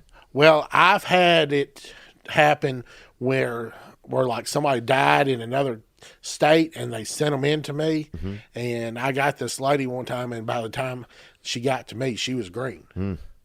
And so then what we had to do was all we could do is cosmetize over it. Oh, yeah. Because you can't go back in and reverse that. And so... So they might be green underneath, huh? Uh-huh. Wow. Could I take a sip of that? You think would it hurt me? Oh yeah, it hurts you. Yeah, it's they've got all kinds of warning labels on there, poison, do not drink, and and it's also a known carcinogen. So Is it? yeah, so they tell you that it's going to cause cancer if you're exposed to it too much, and I still work with it every day. Wow. That's the risk I take. Yeah. Dang. If you're helping people with cancer, you might get it. Damn. But that's why I do what I do, because I'm helping the family. Yeah. Now, can you eat near the bodies or not? It's frowned upon. People don't, it's now you're talking about when the preparation's going on. Yeah, that's frowned upon. Now, if you're saying if somebody's, let's say you're having visitation and the widow's standing up there, in the receiving line, and she's eating a cracker or a sandwich or whatever, that's her call. Yeah. But what about you while you're fixing the bodies up, and you guys are there finishing off a Reuben or something? You ever had? Yeah, no, that's frowned upon. They OSHA doesn't like for you to eat or drink in the prep room. Damn. Because sometimes I'd want to have a beer or something by a body. So that'd be frowned upon. Have you had to bury any of your own family? Yes. When I was working there, one of my grandmothers died, and so we handled that. I've had some great aunts and stuff like that have gone through the funeral home since I've had it. But both of my parents are still living, and all my other grandparents were already dead before I got into the funeral business. But I've had lots of cousins and people that I've known who've come through the funeral home. Do people look at you weird because you work in the death trade? Most of them have gotten used to it. Now, when I was in high school, the principal, he and I got along pretty good, and he used to always pick on me about it. He'd be like, Giles, I don't know what you're doing. Or sometimes he'd just look at me and be like, you're sick. You're sick and twisted. Yeah. Is he dead or not? No, he's still living. He'll die. I saw him at the funeral home probably about a month ago. He said, well, I see you're still here. Yeah. Got your name on the sign. Say it'll be you soon. Now, what about our body? What about our colon and feces and stuff like that? What happens to that part of us? That's one of the things that we suck out with that trocar. Okay. We'll suck that crap out of you. Dang, and how long does it take? Just depends, kind of? Yeah, it depends upon, what all is in the body and everything else. And, because some conditions put more fluid on the body and everything. Like if there's somebody that's very edematous and they've got a lot of extra fluid, we put extra fluids in them to kind of get that fluid out and to try to draw that fluid off the body. Man. And so all that just goes down the drain. And then what do you put in the colon? What do y'all fill it up with? We have a different chemical that is very similar to this. It looks the same, just different color, but it's designed to go back in there and to treat those cavities. Wow. What color is it? It is kind of a greenish blue. Okay. And do you sew up the butt, the sphincter? Do y'all sew that closed? No. Really? Yeah. Y'all just leave it open? Well, I mean, normally you leave it natural. Dang. And that thing stays natural? Most of the time, yes. Wow. So now, what if it gets a little unnatural? You got a little clip or something, a barrette or something you put on there? It's more of what would be more like a plug. A spackle or something? So, or you can always... Y'all caulk it? What do you do? Be honest. No, it's more like a cork. More like a plug. Wow. Yeah. Now, of course, if you go old school would be you would stuff it full of cotton. Because put cotton in somebody's booty like at Build-A-Bear? Yeah, I guess if you wanted to call it that. But there used to, sometimes people used to refer to morticians as cotton stuffers because we used a lot of cotton, to build up different things. And so they used to have to put a lot of cotton in there, especially when the fluids and the procedures weren't, as great, that they used to put cotton, in basically every orifice that you could leak from. They'd stuff it full of cotton. Oh, The my old thick guys ass. I'd take half a rabbit probably, man. I'd need a decent amount. I'd need a decent amount. Any other good questions we got here? Let's get to one more, and then we'll just thank you for coming, Brian. Wow. What's up, you death daddies? Got a question out there. First of all, gang. Gang, baby. But I was wondering, my granny, she used to be a beautician, but she used to, nighttime as that mortician. Okay, moonlighting with the deceased. And she would go in there and she would do the makeup for the deads, them deceased. And I was just wondering, because she had some wild stories, have you, working in there at nighttime by yourself, deep in those depths of hell, have you ever experienced anything a little nutty, a little odd, Anyway, gang, death, baby. Death, dog. Now, yeah, because a lot of people probably see you as like a Hellboy almost in a way. And so have you ever seen you ever had any spiritual experiences when you're in there? Like, does it get a little haunty? I would imagine it gets kind of haunty, huh? No, it's one of those things that, you're just there, and it's not necessarily like, I don't ever feel like, there's ghosts or anything there, and I've never had any, quite crazy or wild experiences with any of the bodies or anything like that. I've never, felt like there was somebody else there or anything like that. Sometimes people will ask me that question similar to that, but yeah, no, I've never experienced anything like he's talking about. Wow. So in the end of it all, you're saying you go open casket. That's the way to go, huh? That's the way that I want to go. Mm-hmm. But that's my choice. And at the end, it's a personal choice. And what's right for me might not be right for you. You might want to be burned. That's fine. That's your choice. My choice is I want to be open casket because I want to have, I want to have one more good suit on, so everybody can see it and everything else. Yeah. And so, but that's the way that I want to go. I want to be Dan creme brulee, I feel like, or honey mustard. I want something. I'm ready for that next level. Is there something new on the horizon of burial that's starting to kind of peek its head about? Anything you're hearing? Well, in some states they have this. It's kind of like what they call a flameless cremation. Mm-hmm.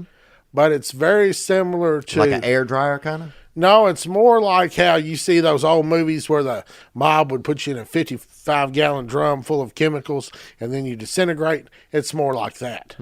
But that's not recognized as in some states. That flameless cremation. Yeah, it's not recognized in Kentucky yet. Okay. But I know a guy who's got that business in Missouri. And he does it for other funeral homes or whatever, because most of them haven't made that investment because it hadn't caught on yet. Some people are thinking that, freezing people is going to be the next thing. Right. But, you just don't ever know until that next thing gets here. And how has the business been? Is it still a good business to be in? It's still a good business to be in. Now, the business has changed a lot from what it used to be. What most people don't realize is that there's funeral homes that are what are considered to be locally owned and operated. Mm-hmm. Like, I've got a business partner, and he and I own the funeral homes. Mm-hmm. And then there's also corporate funeral homes. And those are funeral homes that are owned by your major corporations. And, they're traded on NASDAQ. No way. The stock exchange, yeah. So, there's companies that own funeral homes all across the country. And, they just buy and sell funeral homes, and that's what they do. So, and is that does that get a little less personal care, you feel like, when you get involved with those big dogs? I feel like some of those big ones there, they're not necessarily in it for the family. They're in it for the money, mm-hmm. and they're just trying to cut corners so they can make more profit. I've born and raised where I work, And I see those people every day, and I work with, those are my friends, and I'm not going to take advantage of them, and I'm going to treat them with the utmost respect that they deserve, and I'm going to do everything I can to make sure that they get a proper burial or cremation if that's what they choose, and I want it to be the best that it can for them. Whereas you've got somebody who doesn't know these folks taking care of them, they might not try as hard. That's not as important to them, because the person that lives down the road from me all my life, they're important to me. They're not important to whoever owns, some stockholder in California or Texas. Deaths are us or someplace. Exactly. Exactly. Dang. And so, but that's the thing, you always know who you're dealing business with. Yeah. And, there is something nice about that, knowing when you die who's going to handle you. exactly. Cause you sometimes I have families that, they'll call me on my cell phone. They won't even call the funeral home number. They'll say, Mom died. We need you to come. And so here I come. Yeah, it is something nice about knowing the person that's coming in. Exactly. Somebody doesn't have to come in with a name tag on, or, they don't even know. Yeah, somebody don't know you. Right. Somebody that comes up to the door. I don't want somebody pulling up and honking, like it's like I'm going to carry him out there. Like the other day, I went to a house, and I did not know the deceased, but I was standing there talking to the deceased wife, and then the son came around the corner because he'd been back in one of the bedrooms getting something for his mother, and then he came out of the back bedroom, and I knew him, went to high school with him, so so that made her feel better knowing that, oh, he knows my son, he for sure going to take better care of my husband and everything else. Wow. And that's what we try to do. And is there something killing people that you've noticed more over time? Like, you always hear about drug deaths and this and that. Are there things that are growing that you're noticing here at the end of the line? Well, it was before COVID, they were talking about, the drugs and the narcotics. Yeah, OxyContin and all that kind of stuff. Were you noticing it? We were not having that big of an issue there in Hopkinsville, where they were in some of the other cities where, and I think it just, sometimes it takes a little bit longer to work its way through. And so drug overdoses were a big thing, especially in some of the bigger cities. It seems to have tapered off in the moment, or you're just not hearing about it. But, that does happen. And sometimes, if there's one drug overdose, you're going to get some more, especially if if that batch comes through. Yeah, if a bad batch comes through, you could see several. Oh, yeah. And, and that's the thing about drugs, that people get so dependent upon them that, you can have a bad batch come through and lose 5 or 6 people. Oh, fuck. We had some LSD come through one time, and people couldn't even tie their shoes for a damn month, Yeah. Sometimes you just don't know what these drugs are going to do to you. You don't. And some of these cancer drugs and these drugs that that they're putting people on to save, to try to prolong their life, are actually having reactions with like the formaldehyde and stuff like that. And so, you're getting sometimes a graying effect, or you're getting different effects on the body based on the chemicals that they're putting in them to try to save them. And so you don't know that until you really put it in, huh? Exactly. Dang. And so that's one of the things that you're trying to counteract as to what drugs that they've been on and everything else. Somebody comes out with that damn Turkish gold tent or something. That's why you've got some of these accessory chemicals that are supposed to help balance out the pH and everything else that's in these fluids. It's like treating a pool almost, huh? Exactly. Because part of that goes in there is water, so you've got to make sure that the water is good and everything else. You ever fill somebody a little too much and you're like, oh damn, we put a little too much in them? Not really, because as you're putting that in, it's still pushing it out, so you're getting it right back out. So I see. And so once it stops coming out, that's when you know to stop filling. Well, no, you know by what's coming out, because you can tell when you're draining the blood, okay, this is blood. Now right now I'm getting a lot of fluid back. And so you've run its course. Yeah. So you can kind of tell that. Man. I think that might be about it. Sean, you know anything else? Anything we missed? Literally, huh? Who has the best funeral music?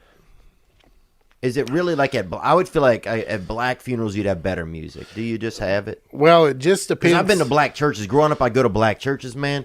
And, dude, you feel like you're sitting on the Lord's lap, at a black church. Right. And, that's one of the things about it is here in the South, just like church, and this is not a racial thing, but just like how church is pretty well segregated here in the South, so are funeral homes. Most of the time, for instance, the city that I'm in, we have primarily white funeral homes and primarily black funeral homes. Yeah. That doesn't mean that I won't bury a black person, Of course not. or they won't bury a white person. But people really stick to their culture more. Their culture, their upbringing, and it's who they know. Right. They've known him all their life, and the others have known me all their life, and it's just just like how they choose to go to church. The church is predominantly white or black. Yeah. That's kind of how they stick to with the funerals, because that's the funerals and your church services. A lot of them go hand in hand. They cross over. One of the things that people don't think about with our job is all the coordination that's involved, throughout the lines when somebody dies or whatever. One service that I'll talk to you about for a minute, the gentleman was KIA, and that's military terminology for killed in action. Amen. But he was killed in action in World War II. So he dies in World War II in the Battle of Bataan. Mm-hmm. He is buried over there in a cemetery that they basically buried all the troops that got killed right there.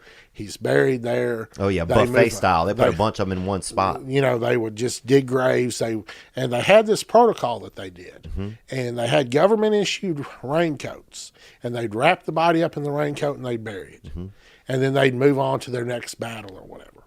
Well, there's organizations out there that are going through and trying to find all these soldiers and bring them back to their homes. Wow. So, sure enough, I get a call from a family, and they have been in touch with one of these organizations, and they have found the remains of a guy from our town at Bataan. Mm-hmm. So what they did was they disinterred his body and flew it to Hawaii. And in Hawaii, they matched the DNA for him to one of his nieces. They matched that DNA to confirm that it was him. And then we started making the arrangements to get him back here. So, of course, they booked the flight, and they said, okay, he's going to arrive in Nashville at such and such day at such and such time. So you guys show up at the airport? So we show up at the airport with the family and everything else, meet with the airport police at Nashville. And where do they come through? Baggage come? Just a large item like the golf bags? Well, they travel underneath. They travel underneath on the plane.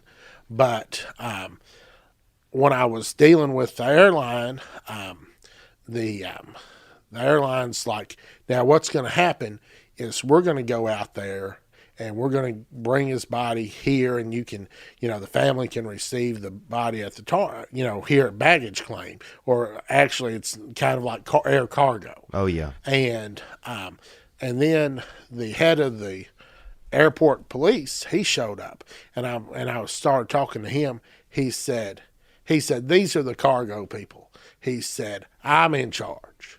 He said, you want to go out to meet the plane? I said, yeah, I want to go out to meet the plane.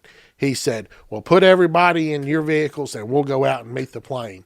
And so they brought airport vans and everything else, and we drove the hearse and everything out to the tarmac. Wow. They brought they brought the, and because we had this was pre-COVID, so we had a full detail of Army men there, and they received the casket, right off the plane, carried him to the hearse, and it was a big deal, real emotional. They had everybody in the area, like in the terminal, come to the glass windows, and they all watched it, and they were all holding flags and everything else as they brought the body to the hearse.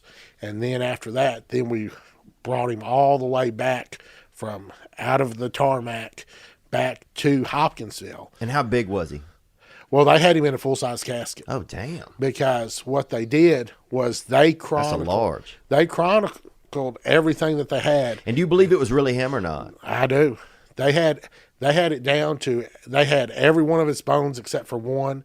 They had it all laid out. They had all the DNA. They had everything about him they had in this book that they gave to the families and everything else. So we're coming back, we've got police escorts all the way from Nashville, all the way, to the Kentucky state line, and that's when the Tennessee people broke off. And then when we got to Christian County, the sheriff's department was there waiting on us, and I bet you they had about 8 units there. Damn. And then when we got to the city of Hopkinsville, the city was there, and the community came out big for it, and the fire truck, they took the big boom ladder and everything else, and they had huge American flag draped that we drove under and everything else. Damn. And we took him out to we took him out to the local cemetery that his parents were buried at. Wow. All his brothers were buried there, and we buried him there. That's I mean, magical.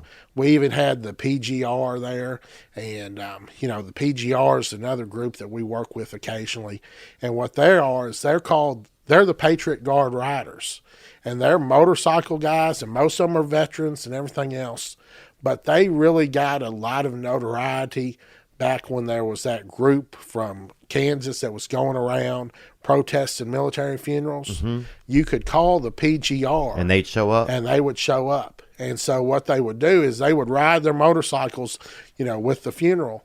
And when, like, if you were coming up to the cemetery or whatever, and there was the protesters, they'd stop right there in front of the protesters and rev those motorcycles up. You drive right on by, and you never could hear the protesters. Oh, wow. And so that's really magical. People come out to support veterans, Yeah. It means a lot to people, especially those families, especially getting to be back with your family. I think have your resting place back with your family is something beautiful about that. How, if you're cleaning out somebody's colon, what if you don't get everything? Is there a time later where you're like, oh, I got to run this thing back again? Sometimes, if you were not to get everything, you would see some distension in the abdomen. Yep. And then you would go back and you would do it, and you can wash redo twice. It. Yeah. So, Damn. Now what most people wash me twice, put a damn piece of spearmint in my ass, man. I just want to be fresh when I'm laying there. What some people don't think about is when somebody drowns, they sink to the bottom. But as they start to decompose and those gases break up in that cavity, that's what causes them to float.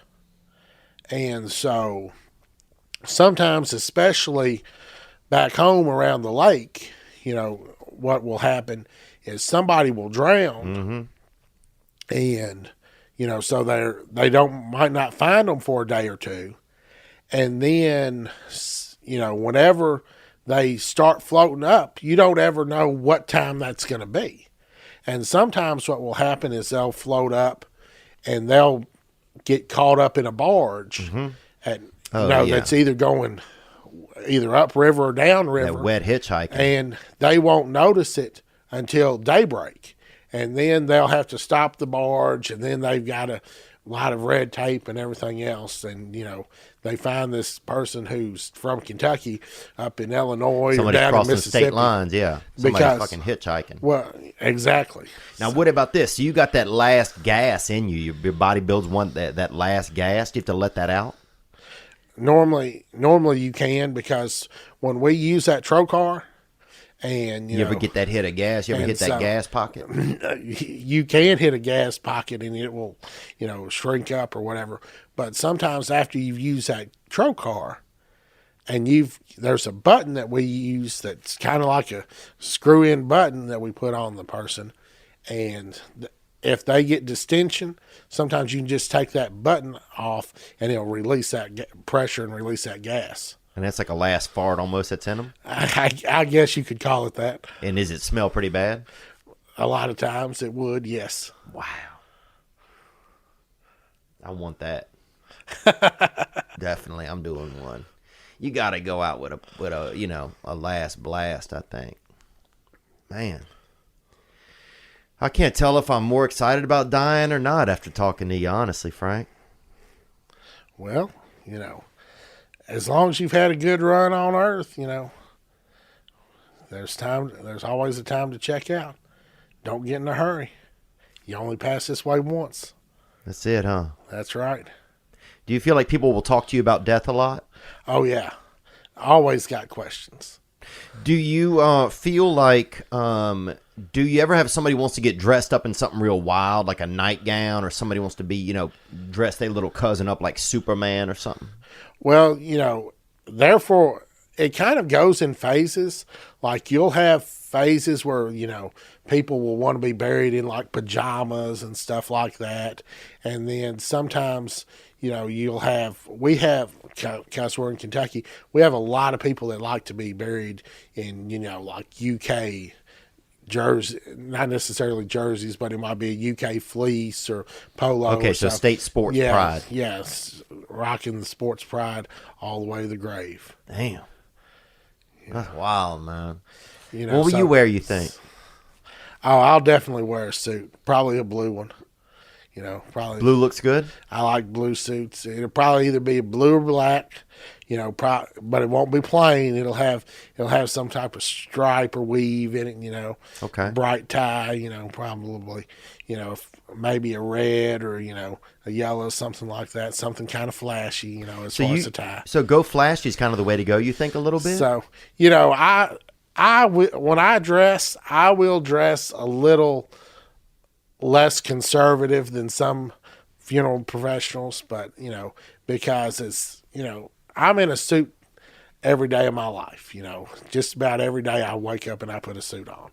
And so, I don't like to just stick with, a solid brown, a solid blue, a solid black, and a solid gray.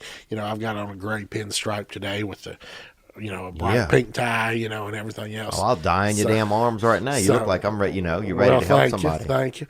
But, that's me, I've got a couple of suits that some people say are a little bright, but, that's my personality. I like to be, I'm here when you need me and I'm here for the seriousness of it.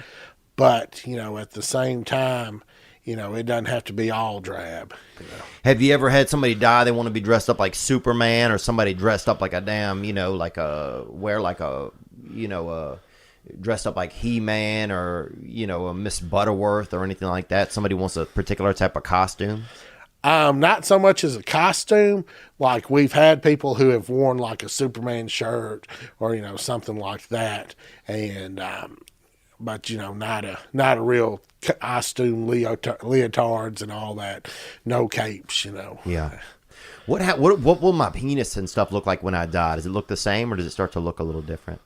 No, it'll look pretty much the same. Nice. And what about like, what happens to fake breasts? Do y'all puncture them and suck them out, or leave them? No, you leave them. Oh, hell they yeah. paid good money for those. Hell yeah, boy. You know what I'm saying, boy? Call me up, son. I'll come over there and I'll freaking put some makeup on those mounds, baby. Wow. And do you have to color the nipples at all with like a powder or a dust? No, because normally those are covered up.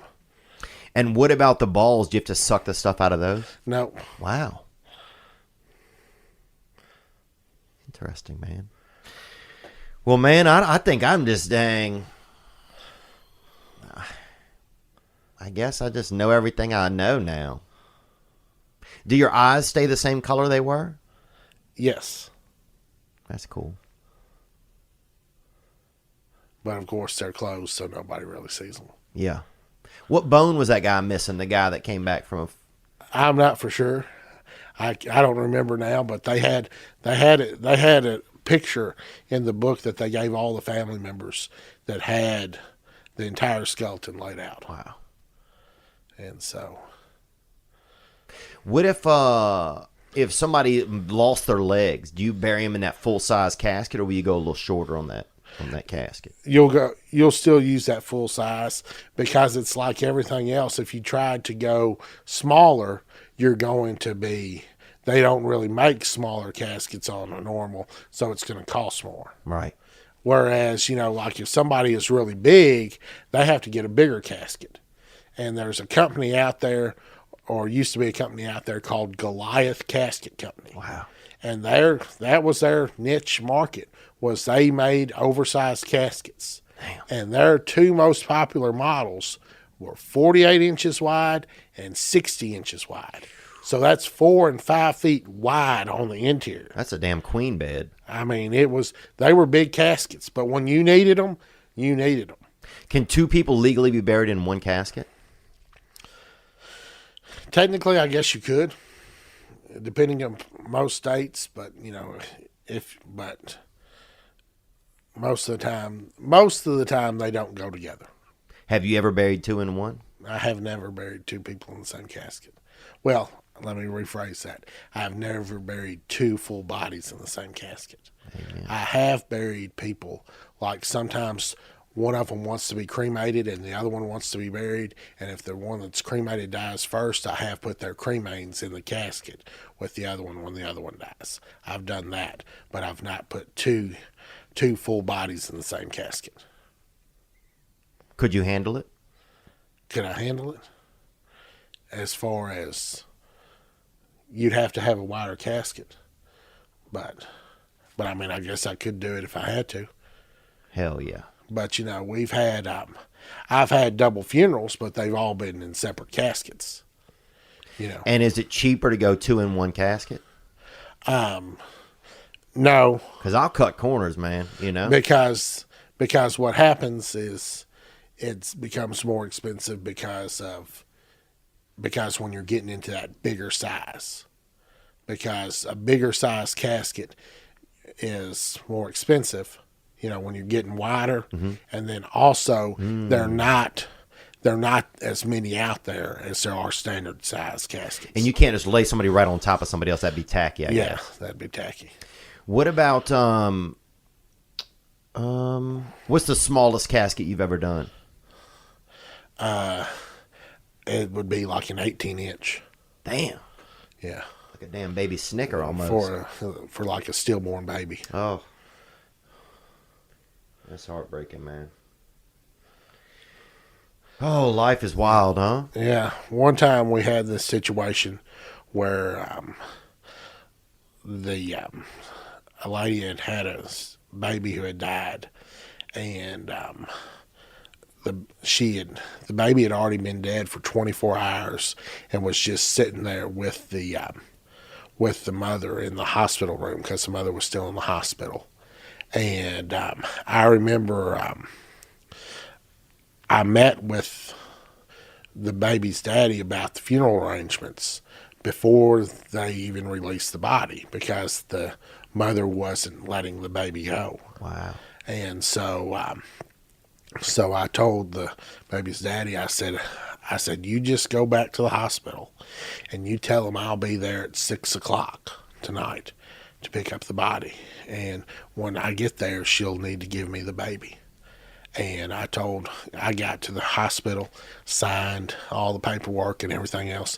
And I told the nurses on the maternity ward, I said, I'm going to go in there and I'm going to speak to the family, and then I'm going to take the baby on back to the funeral home to go ahead and work on preparing it for the funeral. And the nurse laughed. She said, I want you to know, she said, she's had that baby for over 24 hours. She said, and nobody's taking it away from her. She said, so good luck with it. Good luck with that, but you'll be here all night. Wow. So you went in there. So I went into the room there, and I spoke to all the family that was there, and she gave me the baby. And when I walked out of the room with the baby, she started screaming, and because she was so overwhelmed with grief, and I could still hear her screaming when I got on the elevator. Oh. And because it's so hard to lose a child, it's so unnatural that you don't know how you would react. Nobody knows how they're going to react until they're in that situation. It's easy to look at it and say, "Oh, I would never react that way," but you don't know how you're going to react. Oh yeah. Amen, I mean that's somebody's child or that's somebody's spouse, and when they get overcome with grief, you just got to be there for them. And if they need to cry and scream, you just got to kind of help them cry and scream.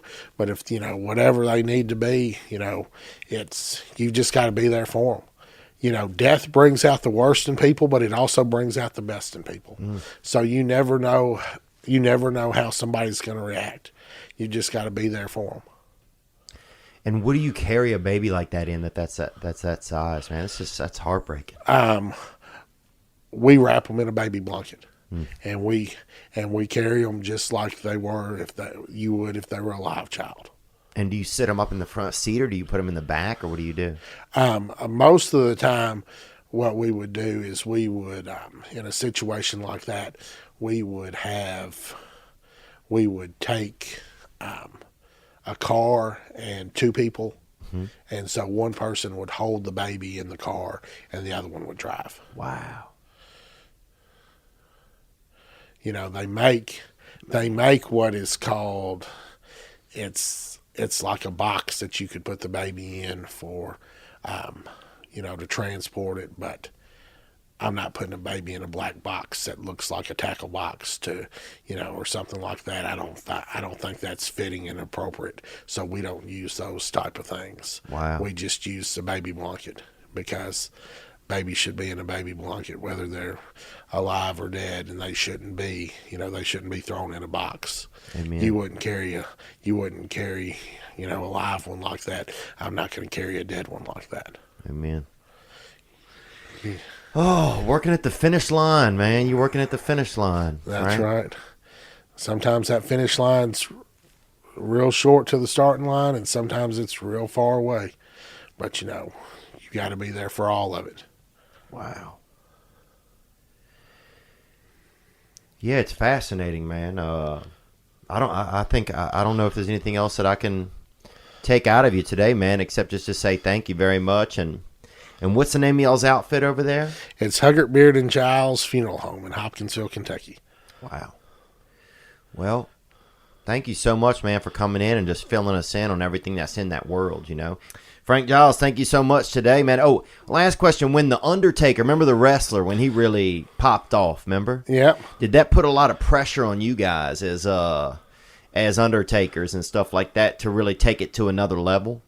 No, but a lot of times when he was really big in wrestling, it would be, I would get a lot of comments, they'd be like, "Hey, Undertaker, let me be your manager. Let me be your manager. Let me be your pallbearer." Yeah. And so, but yeah, those were some interesting times. But did it put pressure on you to did it make you feel like, oh, I gotta, be more athletic, or I gotta show up and yell, or anything that really? Did it put any pressure on the industry? No, we weren't out there practicing the tombstone power drive or anything like that, Yeah. But it didn't make me go hit the gym or anything like that. Yeah. I just always wondered that, man. Frank Giles, thank you so much for being here today, man. Really, really appreciate it. And thanks for just kind of welcoming us into your world and what it's like. It seems like you're just kind of walking along a really unique part of existence. You're just you're not really guiding people, but you are you're just right there with them. That's right.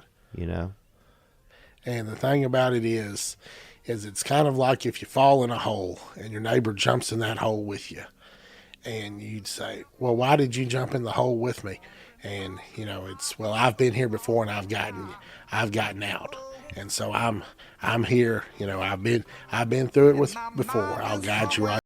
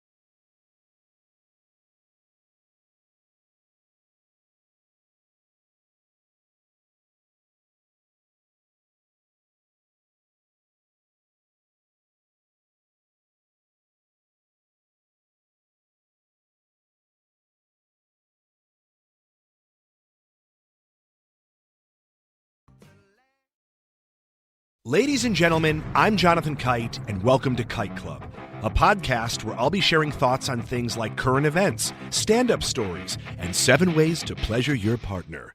The answer may shock you. Sometimes I'll interview my friends. Sometimes I won't. And as always, I'll be joined by the voices in my head. You have 3 new voice messages. A lot of people are talking about Kite Club. I've been talking about Kite Club for so long, longer than anybody else. So great. Hey, sweetheart, here's the deal. Anyone who doesn't listen to Kite Club is a dodgy bloody wanker. Do you know what I mean? Hi, I'll take a quarter pounder with cheese and a McFlurry. Sorry, sir, but our ice cream machine is broken. Oh, no! I think Tom Hanks just butt-dialed me. Anyway, first rule of Kite Club is tell everyone about Kite Club. Second rule of Kite Club is tell everyone about Kite Club. Third rule, like and subscribe wherever you listen to podcasts or watch us on YouTube, yeah? And yes, don't worry, my Brad Pitt impression will get better.